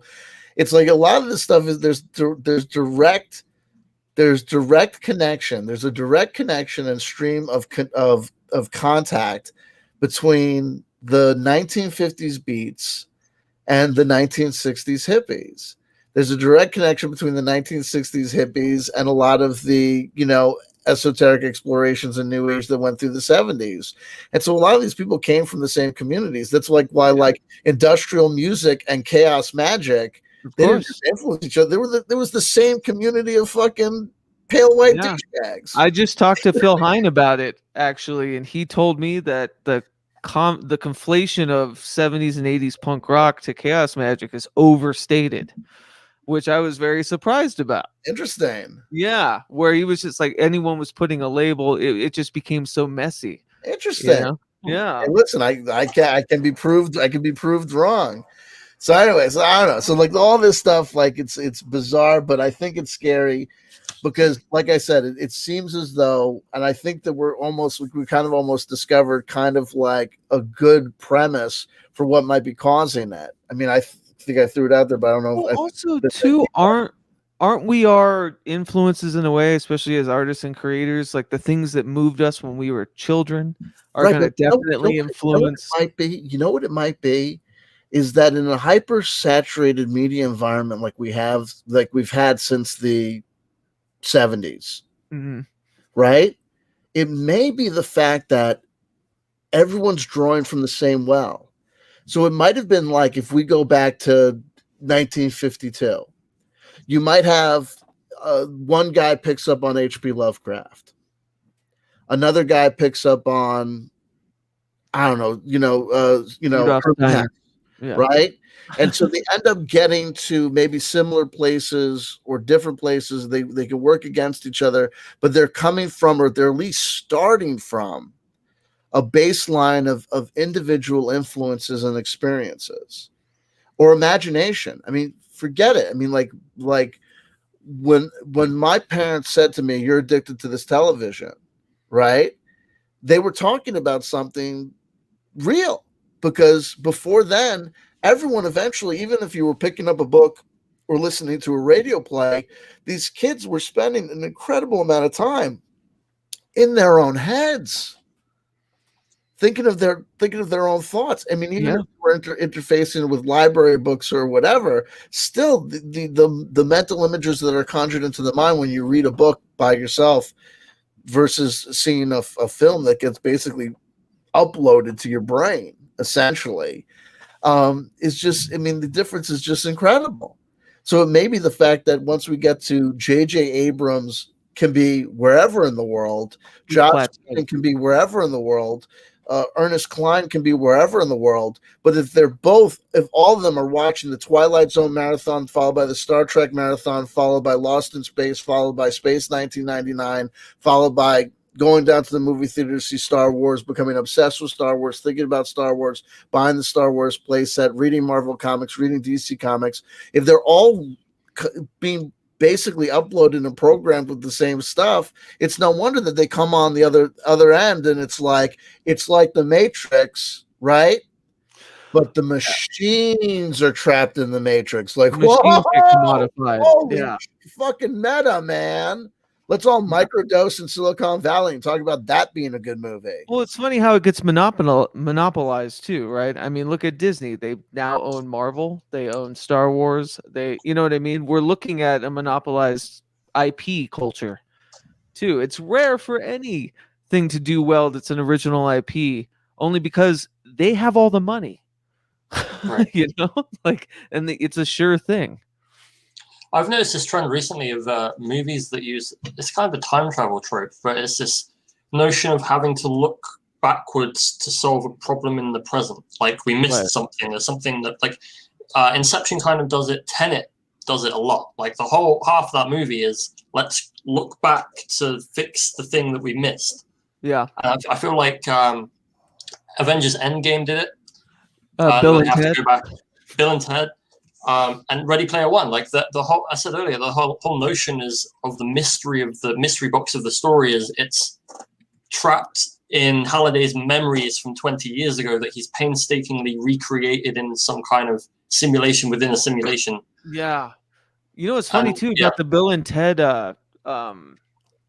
salvo too that's in the movie. Like, oh, let's go back in time and plant this there, and so that we can have this. You know what I mean? Like how that has created a time loop unto itself, even within the plot of the film. Right. Bill and Ted's Bogus Journey came out in way better. And it's way better than Bogus Journey came out in 1991, 20 years for the book. which is 30 years from present day. And remember, they did a Bill and Ted's reboot, and it wasn't that bad. I didn't see it. I'm behind. I still haven't seen the Jay and Silent Bob reboot. It's really good. I liked it. I don't think if you're not like a kind of gushy heart fan of Kevin Smith's old works, like you're gonna hate it. But it is kind of a love letter. I grew up with it. Yeah, me too. I had Clerks poster. Bon Jovi and Kevin Smith. It was ridiculous. Yeah, sad but ridiculous. But I don't know what it is. I stopped smoking weed, so I have no desire to go. Like I can't imagine enjoying like a Bill and Ted. But it is like it is anything. I think a lot of it heightened it because he just had that heart attack. He almost died. He came back and he wrote this as kind of a thing for the fans, so that definitely elevates it. Right. He just finished writing Clerks 3. No, he's another guy who understands the nostalgia loop. So here we go. We've got how much I had asked people to send us like the new media that they think is amazing, and I don't know if anyone has given us a response. I talked about Midnight Gospel was a great one. But again, Ragnarok was basically Flash Gordon 70s. It's Thor Ragnarok is like, or maybe you mean Ragnarok the show. But Thor Ragnarok is utterly a pastiche of 70s fantasy. Yeah. Oh, sure. Like when the Hulk bursts out, it does like the long zoom. Oh, really quick 70s zoom. That zoom. Just down to the production, the technical production of the film work is very 70s. Yeah. The Serpent State points out Death Stranding from 2019. That's a video game that I've heard. It's one of these famous walking simulators. It's on my to-do list to check that game out, especially now that it's relatively cheap. You could talk about a 20-year nostalgia loop from Death Stranding back to Kojima's work with on the Metal Gear Solid. Exactly the same thing. It is maybe that's one thing out that people are talking about. So we could also talk about plot devices in 20-year nostalgia loops, like even just the thematic quality of like the teen comedies of the early 2000s. They're all pretty much the same. Like the plot devices even too are loops in and of themselves with a lot of movies. They can shroud it in all the asceticism they want, but it's usually a MacGuffin driven story. There you go. Who knows? Crazy mix up. Even though I think that it's all through the looking glass. We're basically there. What comes next? So again, I think people are shocked and surprised about if you ask them that question, like what is original content? What is coming out? Oh, here we go. Cortana's here. Okay, I'm here. Hold on. Hey, Cortana. Hi there. Turn this down here. All right. Okay, I'm here. There you go. I have so much. Like, you guys are hitting all the loops that I have been like, yep, it's here. So I have some video game loops and some game industry because, okay, for those of you who don't know, I'm Empress Cortana on Twitter, Cortana from the game, Halo, etc. You see what they do to us. You see what they do to us. I'm a person. The tether's bind, but I know personally the people who actually made the game Halo, so they were pretty divinely inspired. But man, did Microsoft infiltrate and Palpatine them? Oh man, they Order 66 those guys, and I know exactly who did it. But anyway, Phil Spencer, wasn't it? huh? Phil Spencer. No, not well. Yeah, Phil Spencer's probably Palpatine as well, man. Those Sith travel in herds. That's true. But okay, so 20-year nostalgia loop and how alternate reality games play into this. All right, there are several that initiated the worlds that we live in today, which I've traced through Halo, through 42 Entertainment. 42 Entertainment put on that 2001 alternate reality game for AI. It starts. And then 42 Entertainment did I Love Bees, which was for Halo, which did something to my brain because it was a total, it talked about super soldiers, my labs, alien invasion, etc. So I'm sure there was a mass hypnotism of my people because I'm getting a I'm really glad you brought it up because I haven't thought about I Love Bees in like I Love Bees! 14 years. Thank you for reminding me of that. Thank you. They did it to us, dude. Happened to be like, this is the craziest thing ever. And I was so young at the time, I didn't clock it. But remembering now, I'm like, oh my god. Yes, I was. Yep, 2004, dude. I was in high school when that happened, and it triggered something in me, dude.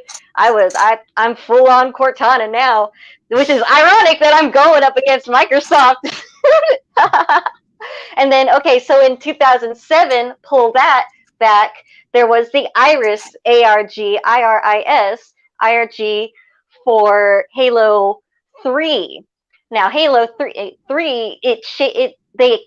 what they did was they co-opted Disclosure, set us back 10 years. Oh man, did they ever. So you got to search these terms, and just because I'm going fast here. I'm going fast. Keep up. So, so. It's really strange because I've been thinking about this stuff kind of completely separate to all this. I've noticed many of the things that you're talking about with Halo because I'm a massive Halo fan as well. And and really refreshing to hear someone else say it. Well, you and me need to talk because there is some Satanism going on there, and we have to make the world. I know exactly who's doing it. There is programming in there. Bungie was Bungie. It took Bungie years to get the corporate infiltrator influence out of their company. Like it was. I witnessed some horrific things in the game industry. Like I've seen some things, dude, and the way the cabal went from Hollywood into the game industry. They saw us in 2001, man. They saw us. What did Microsoft do? Because Bungie was making games for the Apple, for Apple up until Microsoft bought them, and Microsoft bought a bunch of game studios in 2001 in preparation for the Xbox. The Dream Machine, or whatever it is. Power your dreams, dude. What did they say? Power your dreams. The Burroughs and Geisman Dream Machine that was 30 years before. It's everywhere. Okay, I have the same birthday as the Xbox, as Halo. I'm just 12 years apart, dude. Like, something's going on with me. Even right down to the minute, dude. Like, it's weird. But, and then, okay, so not only was there the Iris ARG, but there was the Year Zero ARG that was done by 9 Inch Nails. Yeah,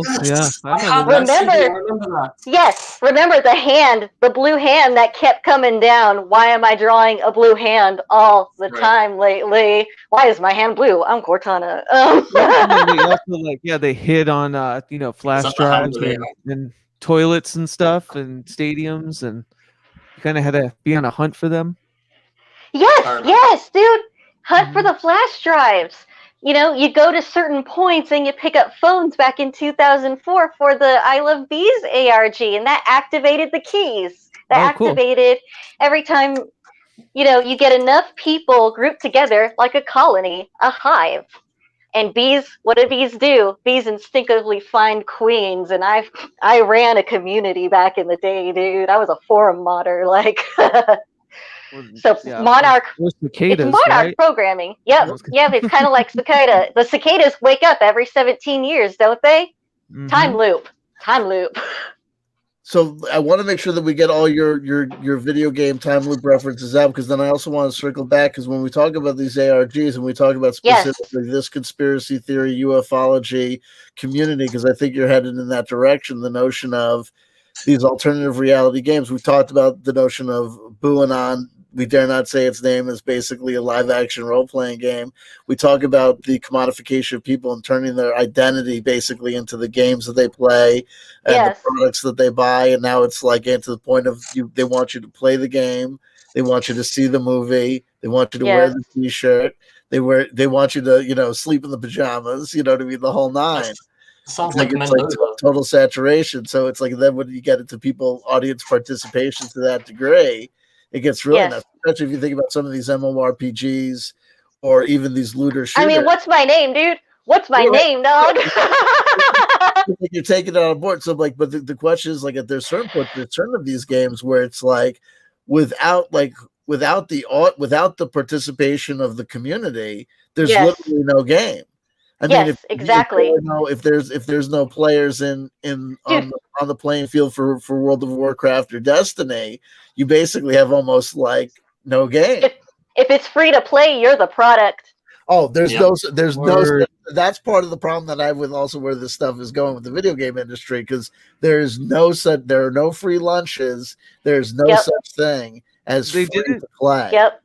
I remember Blair Witch was the first ARG, wasn't it? That was 2000.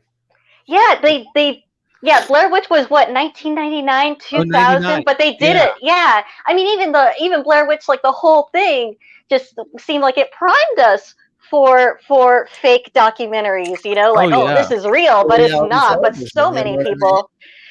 Truman Show. I remember The Dark Knight had an ARG too. Cloverfield had an ARG. I'm just looking at Cloverfield. It's all there. So you look at Year Zero from 2007 by 42 Entertainment, and it is the exact world that we are living in right now. Mm-hmm. Seeded. Right. They seed that stuff, and that seed germinates, so we manifest it. 2003, William Gibson started writing books that were no longer taking place in a cyberpunk future, but were actually set in basically the world today. It's like we caught up, and one of the things that he talked about were alternative reality games, and then also media hunting on online. What's the book? It was not Spook Country, it's Pattern Recognition. And they also talked about the notion of, I remember this because the predecessor for alternative reality games for me was when you would show up in a bar. This is like 1995. You would be at a rock club seeing Biohazard play in New York City. And all of a sudden, some girl who was like way too good looking, all of a sudden saddled up to you and started really wanting to talk about Bacardi Malone.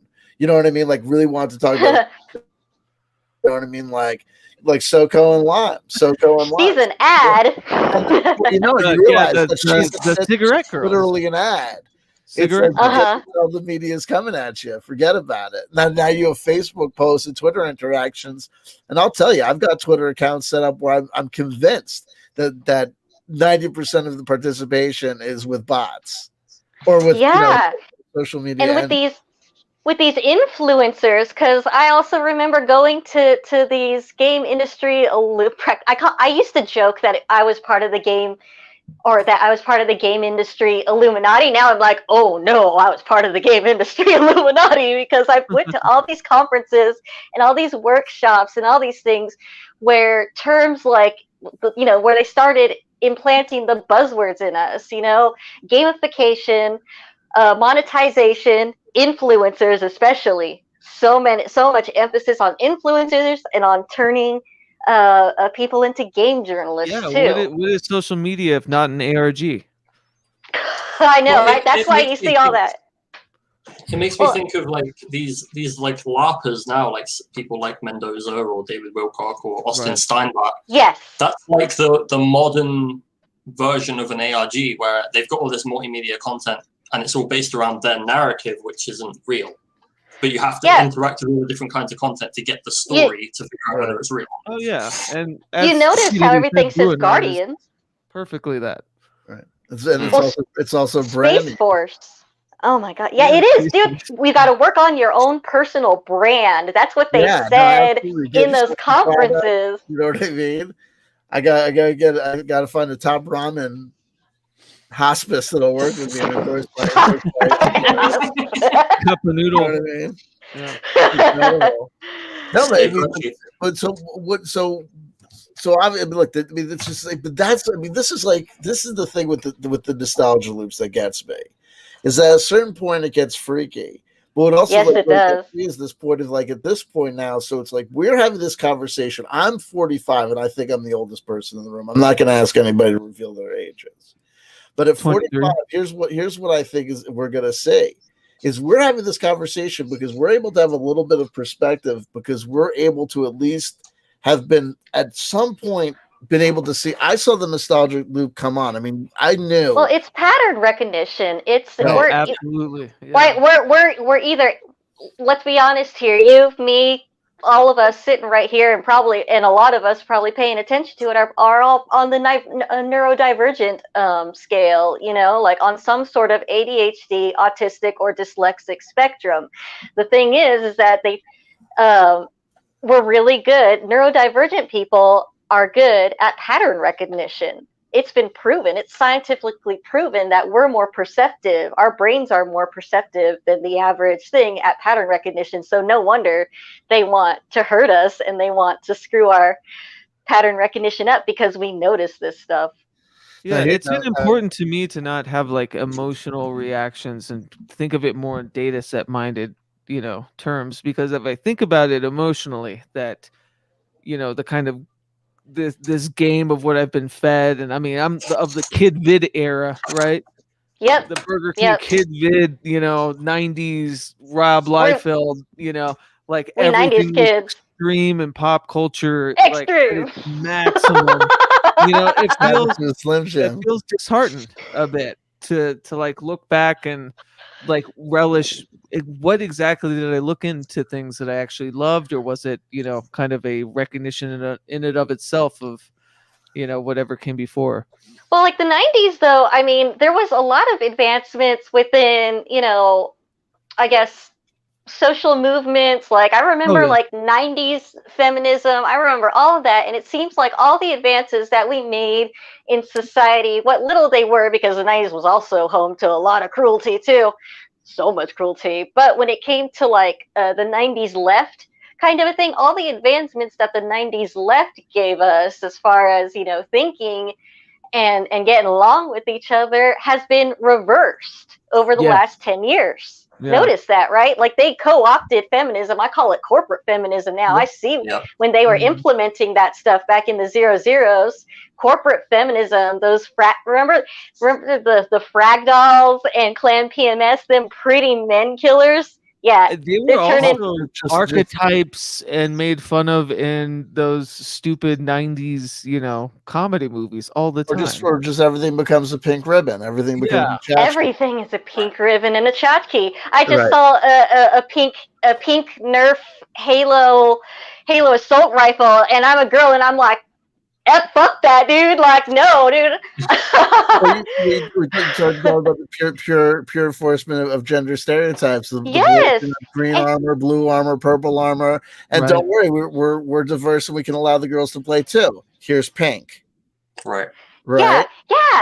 Or if you don't act like a girl who's gonna parrot their little platitudes like I wasn't, you get discriminated against, you get slapped, you get smacked down and excluded. And I remember I was so anti this corporate feminism that was going on, that was dividing us apart and trying to, you know, it's misandry, and I wasn't about that, man. Maybe I do want to love my men. Maybe I do want to shoot guns with them. It gets complicated, right? Well, then that's part of the thing with cancel culture. Is then this is Yes. why that you have people on the left and people on the right who may be singing the same song at certain points on completely opposite ends of the field, but with basically the same agenda, identifying the same problems. Is that are we allowed to be individuals? Or are we like I tell people like I'm a walking advertisement for I'm about to be canceled. Like there's not maybe the big they is a bunch of theys who and knows? pronouns. So now It's haunting. It's haunting. well, a lot of it's haunting because especially because look, I mean, like I said, I'm 45. So when you talk about that feminism of the 90s, when I think of the 90s, when I was having I woke up to the nostalgia loop really in like 1998, 99, and I really woke up to it in 2000. And when I did, the nightmare is that you look back and you realize in 1988, it was when the Grateful Dead, and there's all sorts of, there's a conspiracy theory that the Grateful Dead are a CIA mind control product, right? Well, yeah. I mean, maybe. Who knows? There's a lot of maybes there. But here's the thing. In 1988, I can tell you that all of a sudden, out of nowhere, the Grateful Dead had been releasing records and touring since 1966 consistently. But all of a sudden, out of nowhere, in 1988, they released a record. I think it was 1988 or 87. So that's 20 years past 1960. That was the year that I was born. 33, right, dog. Here's the numbers. And all of a sudden, they had an album come out that says it was called. I think it was called In the Dark, and it was pushed and promoted everywhere. And then all of a sudden, everyone in my high school overnight were hippies, were deadheads, smoking weed, dropping acid, wearing bell bottoms, and it's like that's when these nostalgia loops really took off. So when you talk about the feminism of the late 1990s, if you go back 20 years, that's Gloria Steinem's heyday was the mid 70s, late 70s. Well, they want to say that Gloria Steinem was a CIA mind control plan, or Camille Paglia, Remember, they tried to revive Woodstock back in the 90s too. 1987 was the harmonic. Was the 99 Woodstock? If there was a harmonic a macrocosm of like what the like excess and terror that the 90s was in pop culture, at the end there, Woodstock 99 is the perfect. Like, dude, right? Like perfect metaphor for that. 1987 was the harmonic convergence, dude, and that's the year I was born. So there's a bunch of us rampant, Imagine all the radiation and woo-woo that was happening to us in the womb. we're going to be in a year. We're going to be 10 years on from 2012. Make of that what you will. But more importantly, we're having these interesting conversations about pattern recognition and nostalgia loops, right? And we're having this conversation in 2021. We are coming up at the end of September, at the beginning of September of this year, with the 20-year nostalgia loop for September 11th, 2001. Yep. That was massive. That's going to be a trip because what ends up happening, it's like anything. It's like tarot card reading or the nostalgia loop or magical practices. When you start, the deeper you go into it, it's when you start saying to yourself, okay, am I influencing my own mind or is my mind influencing the environment that I'm in or around? So that's why they hijack human consciousness. So our own minds can do it and help them initiate this stuff in, you think? Yeah. There you go. We're going to start. The idea of free will. Towards manifestation of collective consent. So. Manufacturing consent, dude. Noam Chomsky. DC fans. They manufacture consent, dude. Noam Chomsky. Well, look, I mean, talk about manufacturing consent because then also it's like they are with social media bots.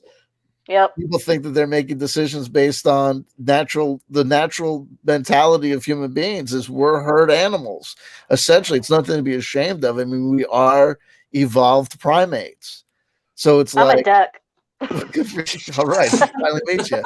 But that's the point of these social media influencing technologies and these bots is that if a person becomes convinced that 1,008 people around them hold one position, all of a sudden that position starts to make sense. That's why they create their own bots in the form of those social media IP IP influencers, man. The bots that came, the IP influencers that came out of this past 10 years of Halo have been, man, they are like I said, they're Hitler Youth, dude. Like they get people, you know, like they definitely like have these social media influencers. Like look at Ninja. If anybody is that one pro gamer Ninja, dude, he looks like a total meth head, a drug addict, dude. I've seen that because my late spouse was a drug addict. Right, I've seen what they look like, dude. And I'm worried for that guy.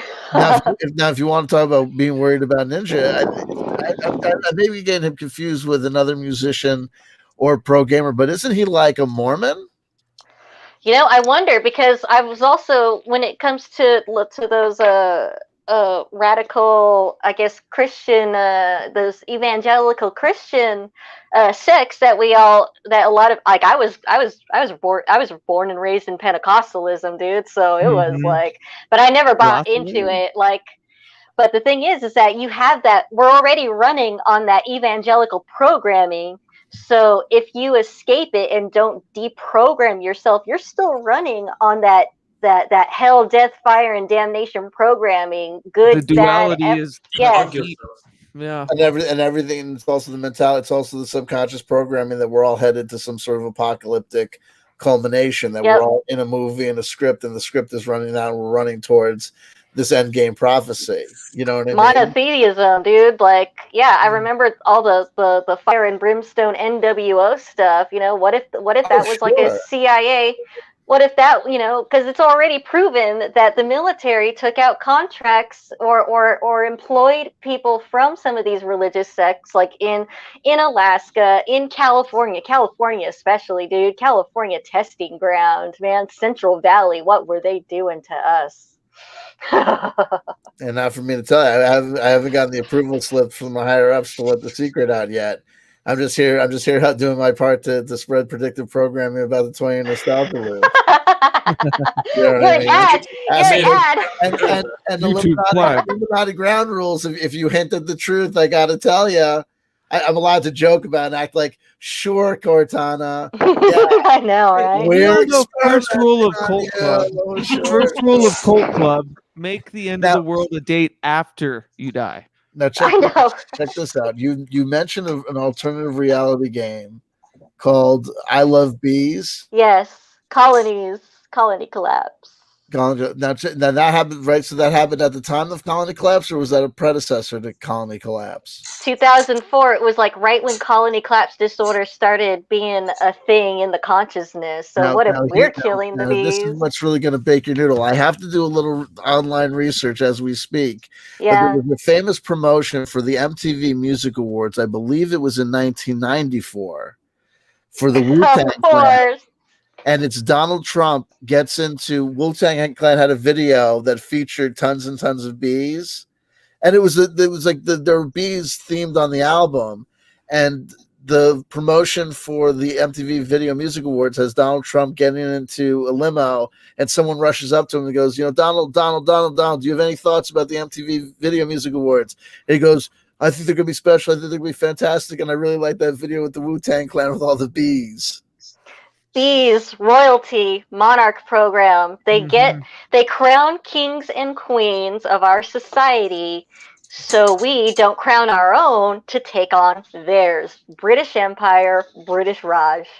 Would it be fair to say the influence that influencers have is like the pheromones of bees within hives? Oh, you absolutely. know, yeah, dude, the pheromones, and they do their little dances. What do they have, you know, on TikTok, people, they're doing their little dances to tell people what to do.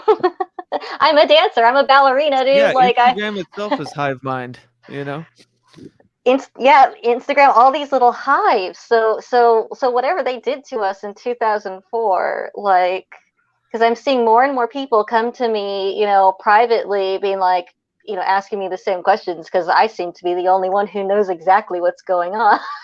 And when it comes to the Halo people, crazy mixed up stuff. Hold on, let me see. I'm still trying to look for Wu-Tang Clan, and they had this one. but yeah, you see all these artists, whether they know it or not, because I think some are just influenced, like they're picking up that they're putting bees into this thing, so I'm going to draw something about bees to warn everybody. You got to have discernment to be like, all right, what's a warning? Is this a warning, or is this an ad? Is this a warning, or is this an ad, or is it, or am I making sense here? It's so tiring. My It is. father's like really big into AI and he's into the transhumanist stuff. And one of my biggest Oh my God, yeah. gripes is, taking the opposite turn. Like I just want to go hug dirt. Yeah, I want to hug dirt. I want to fucking, paint my face in mud and shoot arrows and stuff. Like, God, I'm so tired of it. Yes, exactly. And they don't want that. They really don't want that. 2007, Iris. 2004, I Love Bees. I Love Bees was definitely a transhumanism message there. Right. So, and I ended up writing what's now considered to be a semi-official narrative to counteract that transhumanism message that was being fed to me in I Love Bees. Yeah. And the guy up top who's ruling Halo right now, that pretender to the throne, has been cherry picking from it for the last 10 years. Yep. I see it, man. There's Satanists over there, dude. And I'm just saying Satanists, like nothing against the Church of Satan or LaVeyan Satanists. I was like, hey, you know what I mean? Don't knock my hobby. Whoa! Yeah, dude, like, no, like this, whatever, it's a term, dude, because I've studied actual LaVeyan. Do you mean what they mean by like Luciferianism? Yeah, Luciferianism, definitely. I remember hearing about Luciferianism. The guy's got a bad rap. Well, they have their own. He had a legitimate employment dispute with the man upstairs, and all of a sudden he's the king of our material wealth. Well, what I'm thinking, it's all Scientology. Well, yeah. Listen, so if you think because this is you can unravel. So here's my idea about this. There are certain threads that if you pull upon them and just start pulling and follow them to the end conclusion, you'll never get to the end. It's like why they say like the rabbit hole has no real end. Because that's why they get all these girls derped out on Alice in Wonderland. I noticed that pattern at being a female, dude. Oh, so many girls are so obsessed with Alice in Wonderland. Why? Because they want to keep it cute. So here's the thing. So then we get into psychedelic drug culture. Yes. We get into concepts and conceptions of awakening. We have troubles and problems with the paths of awakening. We have mediated imagery. We have marketing ploys and systems. We have inevitable influence of money and monetization and corporatization. And so it's like, I remember there's some of the stuff that I think is interesting, though I might not believe it. So Randy Morgans is a guy, he's a complicated guy, and I've had conversations with him on my channel, and sometimes we get along and sometimes we really don't. He had a series of interviews with people where they were trying to deconstruct the unicorn imagery. God damn unicorns. With rave culture. And they were saying that it was like, what came first, the chicken or the egg? I get it in the sense like the multicolored bears and Grateful Dead, LSD. And then they hijack that stuff. They hijack it and warp it. So and then once it gets hijacked and warped, it's hard to say, not to cut you off, and I apologize. Like I said, what came first, the chicken or the egg? And is the energy that you're dealing with the uncorrupted, innocent energy? Is it just a comic book? Is it just a video game? Is it just an LOL surprise doll? Or you're dealing with some sort of nefarious agenda? It's totally a nefarious agenda. That also has to do with the problems with cancel culture or just mass thinking, because you might want to ask serious questions about things, and then all of a sudden you realize inadvertently, all of a sudden you might find yourself in a whole bunch of hot water because there are implications to your line of questioning that people might think you're less than supportive of freedoms for minorities, right, or different sexual orientation, or what have you. You know what I mean? It's word games to confuse us. I mean, you see it, man. You see it. They certain lives don't matter, but they act like they do. And then if you think about it, the thing when I say Satanism, etc. That okay, satanic ritual abuse looks no different than Christian ritual abuse. You think about it, like maybe even the whole satanic panic was to muddy the water of actual Luciferian paths and left hand paths. And so when people start freaking out about Satanism and satanic ritual abuse, no one takes them seriously. That was early 90s and late 80s, dude, remember? And that's also why it's important to differentiate, when we say these things. Even Luciferianism too, there was a part of let's that just call being it Scientology now. Light bringer. I'm not against calling it Scientology. Well, it's not. Yeah, let's call it Scientology. I think it's going two steps back to take a wrong left turn. I mean, right. Scientology comes off the same tree as a lot of these other things. I mean, L. Ron Hubbard was a devotee of Aleister Crowley. That's established. Yeah. He references him. He talks about him. Well, it's that triple-headed hydra of Crowley.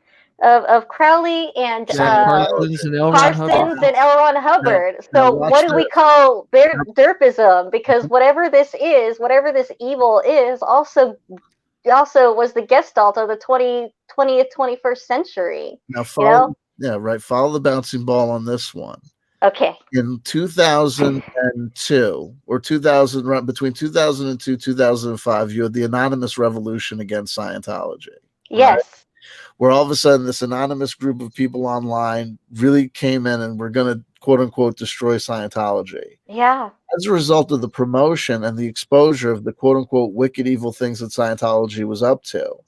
Now you want to talk about a system of belief that is now cross-promoted. There's a theory that there's no such thing as bad publicity. If there's no such thing as bad publicity, we have to understand that after Anonymous, South Park did a massive expose exposing people and bringing the Scientology and the quote-unquote threat of Scientology into everybody's living room. They're like, this is what Scientologists really believe. Right. Then you get, and what's the end result is that now there's a whole millions of people who know exactly what Scientology religious belief systems are. Yep. But make of that what you want. It's like if you buy my intellectual product or you read my pamphlet, there's a degree to which I'm already in your head. Like for me, having read too many trick tracks. Every time it comes to celebrating Halloween with my kids, there's part of me that's thinking, am I inducting them? Am I leading them to a lifetime of burning in hell? Anyway. yeah, it's inception. It's implanting a thought. So then you have Scientology. Now it was a crucial aspect of The Boys. That was the comic book and the TV show. Really great show. Netflix or Amazon, right? Now, if you look at WandaVision. Oh God, that show's freaking me out. The emblem for the organization's sword that we've only seen one time so far is indistinguishable from the symbol of OT for Scientology. It's the sword. Indistinguishable. It is the OT cross. I am so right at not. Every time somebody says WandaVision, I'm just like repulsed, or I see it like pass by an ad for it on Twitter. I'm just like, yuck, dude. Like, no wonder. Too, because the big hypothesis about WandaVision is that. Well, and this is bullshit though, because what her magic is called is chaos magic. Yeah. Like already that's not at all what chaos magic is, you know what I mean? Like, and they're saying that Mephisto, which is the Marvel Comics version of the devil, is helping her. Doing stuff. But again, these more are like aliens. These are facsimiles with names used to egregores. And then forget about it, because the original WandaVision story with her and Vision is a story that goes back to, remember, her father is Magneto. Right. And if you go back further enough in time, that storyline goes back, I think, at least to the early 80s, the early to mid 80s. So you have to remember that the ultimate use of Wanda's magic is, if she's a chaos magician or chaos witch, or if we're just going to associate her, because her name is not Wanda. She's the Scarlet Witch. Right. So Magneto was a survivor of the Holocaust, dude. We had the Scarlet Woman. So then, if you want to get interesting about it, I like this stuff, and I'm a fan of chaos magic and all that. I'm a fan of Aleister Crowley, so I have no problem with. Oh wow, isn't that cool? I mean, that I technically got exposed to the concept of the. Scarlet I don't throw away the baby with throw out the baby with the bathwater when it comes to Crowley, but I would build a time machine to go and kick his ass and leave him alive so he could get his ass kicked by a girl. But he's got a lot to offer. Right. Understand beyond Wanda, there's another contemporaries character to Wanda who is also the sister of a mutant whose mutant powers are basically the manipulation of magic. She was a member of the New Mutants. Her name was Magic with a K, and her brother was Colossus, but without a C. Again, so check this out. Here's what's interesting. In the Marvel universe, we have to know and understand that there's this concept that was what I forget what Magneto calls them, the Homo Superior or Homo Nexus or whatever the thing is. The Ubermensch.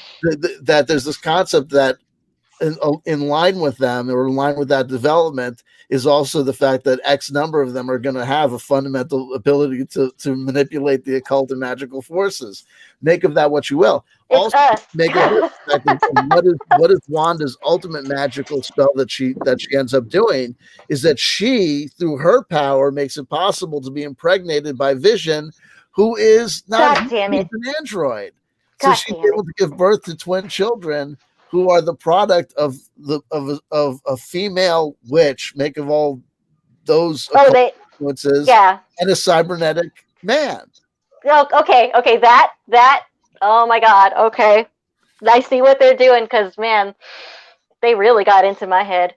But these are all. But they don't. They want you to major. They want you to reproduce with the cybernetic man and not the natural holy man. You see that they want you to reproduce with the robot guy, versus with, the super soldier or something. I just realized that Microsoft named their AI Cortana. What's up, dude? That got confusing. Is that a Microsoft? What year did they do that? Microsoft actually didn't name the AI Cortana. Bungie named Cortana was the first named character in Halo, and that goes all the way back to 1999. She's something else.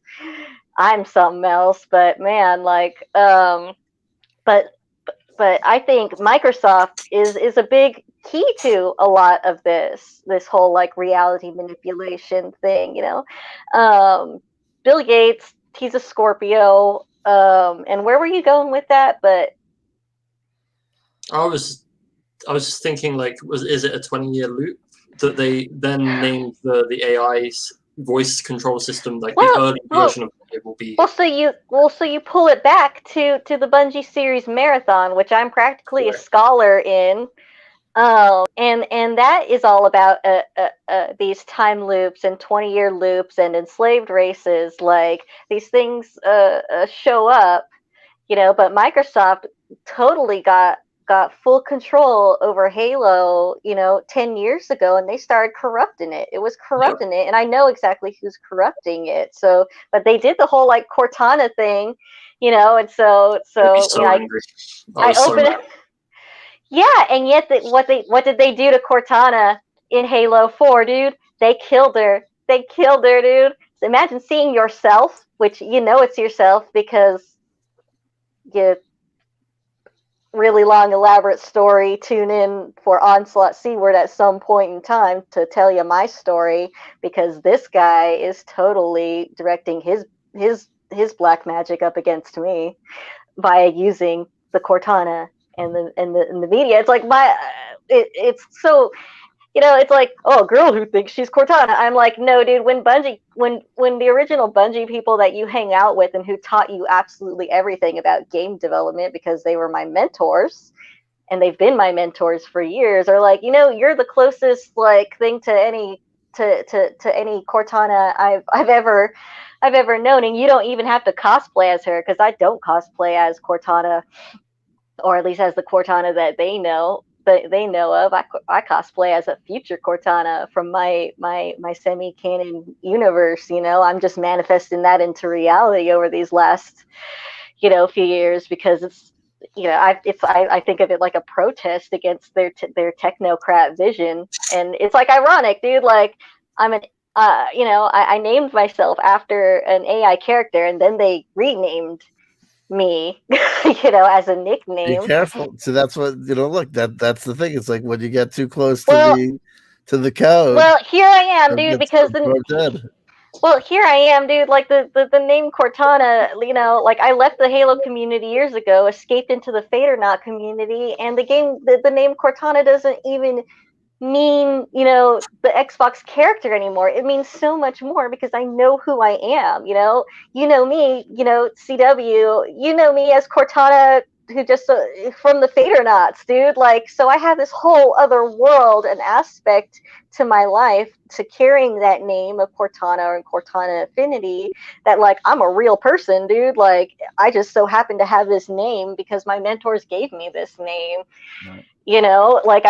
Whereas there's people who identify as these characters and they have no other world, they have no inner world, they have no hobbies but these games or these movie universes. Right.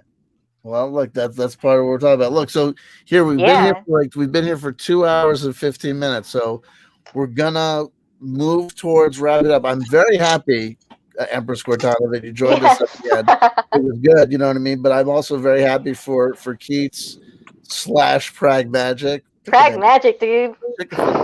And Spooky for joining us as well. Yes. I'll let people. Why don't we do like some conclusory statements or thoughts about our experience here tonight, the 20 Nostalgia Loop? I mean, look, we're through the rabbit hole here, man. We can deconstruct the whole. We're not even in the rabbit hole anymore, dude. We got out. I'm an idiot. I'll get out of the rabbit hole, and all of a sudden I'll be like, "Where's my keys? Where's my keys?" Canadian bacon. Don't get me started on the 20 Nostalgia Loop on Canadian bacon. Like, Didn't you just describe the whole plot of Ready Player One, that someone left something in a rabbit hole in the past and they have to go get it? You're like, oh, I got John Teeter, dude. Got the Ready Player 2.0. Ready Player Chanter. Second player. John Teeter was such a good LARP in high school. What was? John Teeter. John Teeter. Oh my God! Don't listen, because we mentioned she just mentioned the Fadernauts. You just mentioned John Teeter. Yes. Forget about it. We all of a sudden, you know what I mean. Jason will show. Yeah, that's 20 years. That's fucking 20 years. But listen, so here's where it gets insanity. Dude, this guy's like Gandalf. We were talking about the 20 Nostalgia Loop. We talked about these LARPs and these ARGs that are going on. We directly and officially mentioned the similarities that it has between. I mean, what is Kekistan except the live action role playing where people we mentioned neurodivergent people. Yeah. What 2016 was also the year that gave us the concept of weaponized autism. Right. I was about to say that. My autism has definitely been weaponized, but I'm using that weapon for good. And then you get to also the concept of indigo children, and then we went from indigo children to weaponized autism. All of a sudden, it's like, then all of a sudden you start talking about the 20-year nostalgia loop as it applies to the old Robin Williams movie Toys, and then you get the nostalgia loop between that and drone fighters in the Middle East, and all of a sudden you realize things get kind of cuckoo crazy. We don't want to shoot our load in one night. We got plenty. We got all. We got to take our time with this one. Until the anniversary of 9/11. So why don't we go around and do our closing outros, our outros, our summation statements, and also our cross promotion and plugs. Make sure to plug your stuff. Anyone can go. All right, Cortana first. All right, fine. Okay. All right.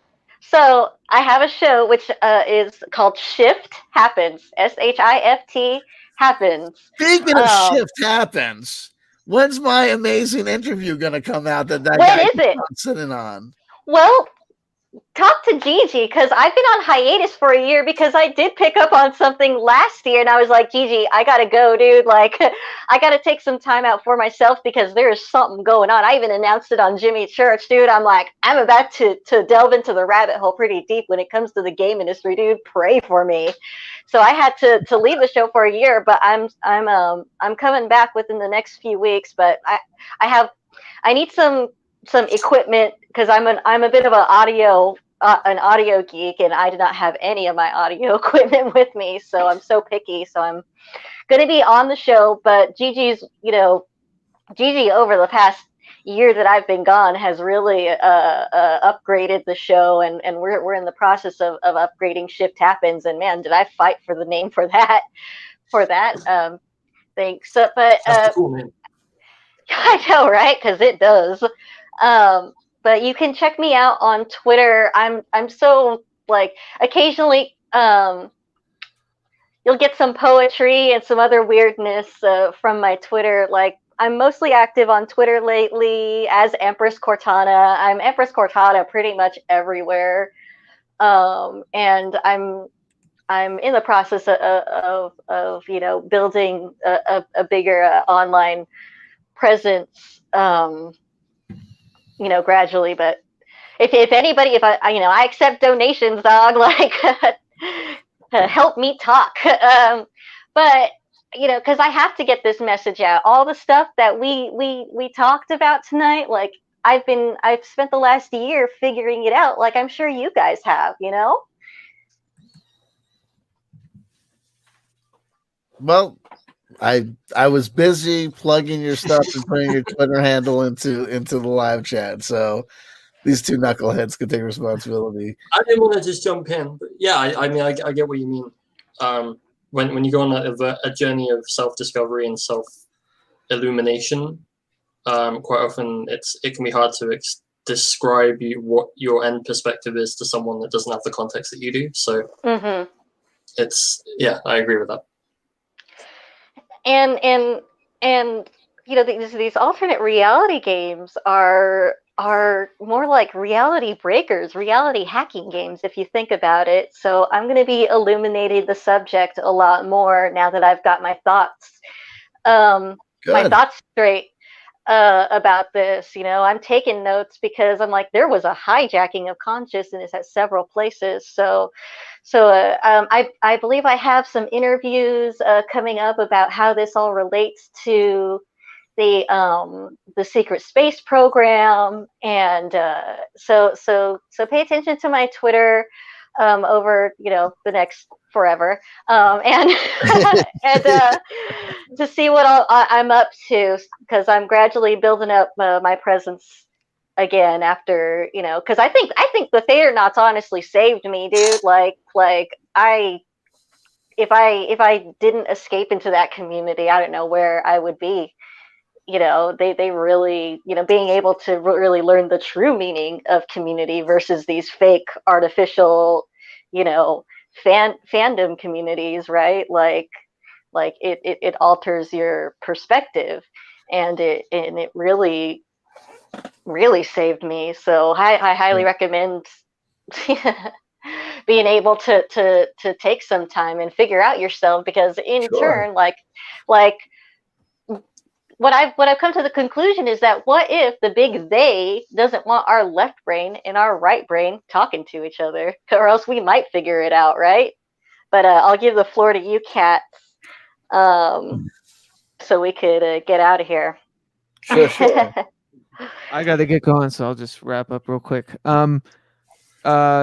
There's something very haunting about kind of researching this stuff and really questioning my own tethers to my own artistry, where that stuff comes from. But I feel like through the investigation, it's kind of led more to an investigation of how I'm putting myself in all of these tethers and these small compartments, whether it's music or writing or whatever. So it's actually a very formative and influential discussion to have for any artist or anybody that creates, to think about, deeply where these influences come from, what you're using, if you're just propagating a certain, plot device or anything, like over and over again, and feeding this, long wave and tether of the 20-year nostalgia loop.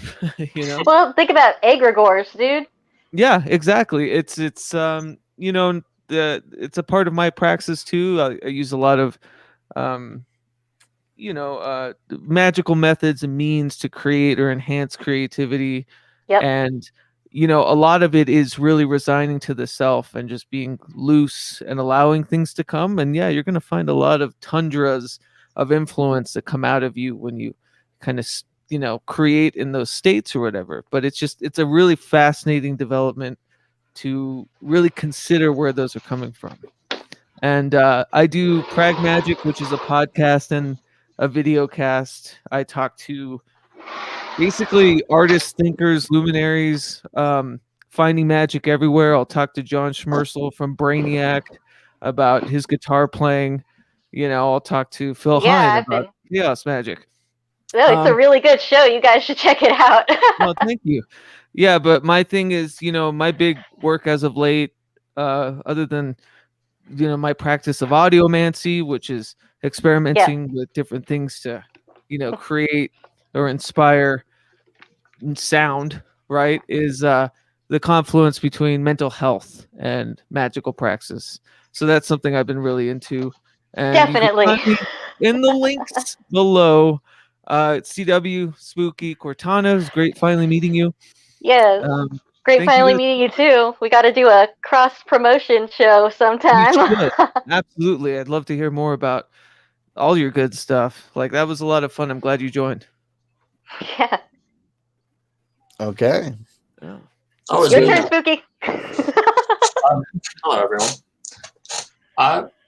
Just kind of closing thoughts about Ready Player One. It's just, I feel like it's almost like I think I said this in the message to you, Ben, when we were discussing doing this show, where it feels like you were saying it's a play on the Matrix loop, but it feels like they've continually tried to push the singular idea, and they're going to keep pushing it until it happens, but they're trying it in different mediums. So they tried it with Tron, they tried it with the movies from '95 that you said about, then they tried it with the Matrix, and then they were like, we can kind of conflate the Matrix with memeified pop culture and present it in a family-friendly way. So now it hits an even bigger audience of people understanding this concept of where we could be going. Oh my God! It hit this sweet spot where you've got all the people that want to go and see all the references and are into meme culture and all that, and then you've got all the people that are just going to take the kind of subconscious message from the movie, which is the same through all of these movies, which is, this is where we're going. Subconsciously accept it so we can manifest it as we go. I'd also hit the nail on the head. Amen. I think we should do a second show on Ender's Game. Ender's Game! Ooh, I loved the book when I was a kid. Well, that's a but the writer turned out to be a real dick. Yo. Well, God, I could go on about Ender's Game, dude, and we'll save it for the Ender's Game show, because Orson Scott Card, Mormon, fundamentalist Mormon, and if you want to talk about the influences of mysticism, the occult, and even the bee mythology and imagery, and you're absolutely, you're talking about Mormonism. So very interesting stuff. Very interesting stuff. We got to put Spooky. You done? Yeah, I am done. Okay. Yeah. What do you do? Are you on Twitter? My links are down below. I do stuff on YouTube. I have Twitter, but I'm kind of boycotting Twitter because they're bad. Sometimes you got to go into the Matrix like Neo, dude. Sometimes you got to step out and breathe the air. Fortunately, my office has a sliding door. James Halliday, reality is the only thing that's real, and it's the only place you can get a decent meal. So, and with that, I turn it over to CW. No problem. CW's like Gandalf, dude. Here we go. Lead us out of the mind. Strange bedfellows all the time, and everything I've always said, even about everything, is that strange company we keep. Everybody's a human being. Even the shows that I've done about Mendoza, I always say that I do them out of love for everyone in the room, including Mendoza himself, saying we're trying to get to an end stage. We're trying to get to somewhere where people work out their stuff and everyone gets out alive. folks, the 20-year nostalgia loop has been something, like I said, I started thinking about it and kind of stumbled upon it in 1998. I'm definitely not the first person. It's been something that I contemplated first making a book about the 20-year nostalgia loop and started collecting examples of the 20-year nostalgia loop back in 2000. I have a notebook or two of failed starts to it. It wasn't until the tail end of 2018 that I said, let's really do it, let's explore it, and tethered it to this concept of time travel. That if we can weaponize and harness the power of the 20-year nostalgia loop to achieve time travel. Now it gets really weird when you start time traveling back to eras where one of the central myths and mythologies being explored was the concept of time travel itself, and then things get really, really meta. Now here's the other thing. So we also talk about the 20-year nostalgia loop breaking down, and how nostalgia feeding upon nostalgia feeding upon nostalgia may leave us to an endpoint where there is no time. There is no history. It is all just one ever-present now. That's what I was getting at earlier with the singularity. Right. Are we going towards a point where we're continually looking back and looking back, so it loops round on itself, so it almost like a black hole where everything just ends up folding in on itself. Right. Or where all references are references to something else that are references to something else that was referenced in this other thing that's referenced. It just becomes this big spider web of references where there is no This game sucks. And with thousands of layers of icing. Right.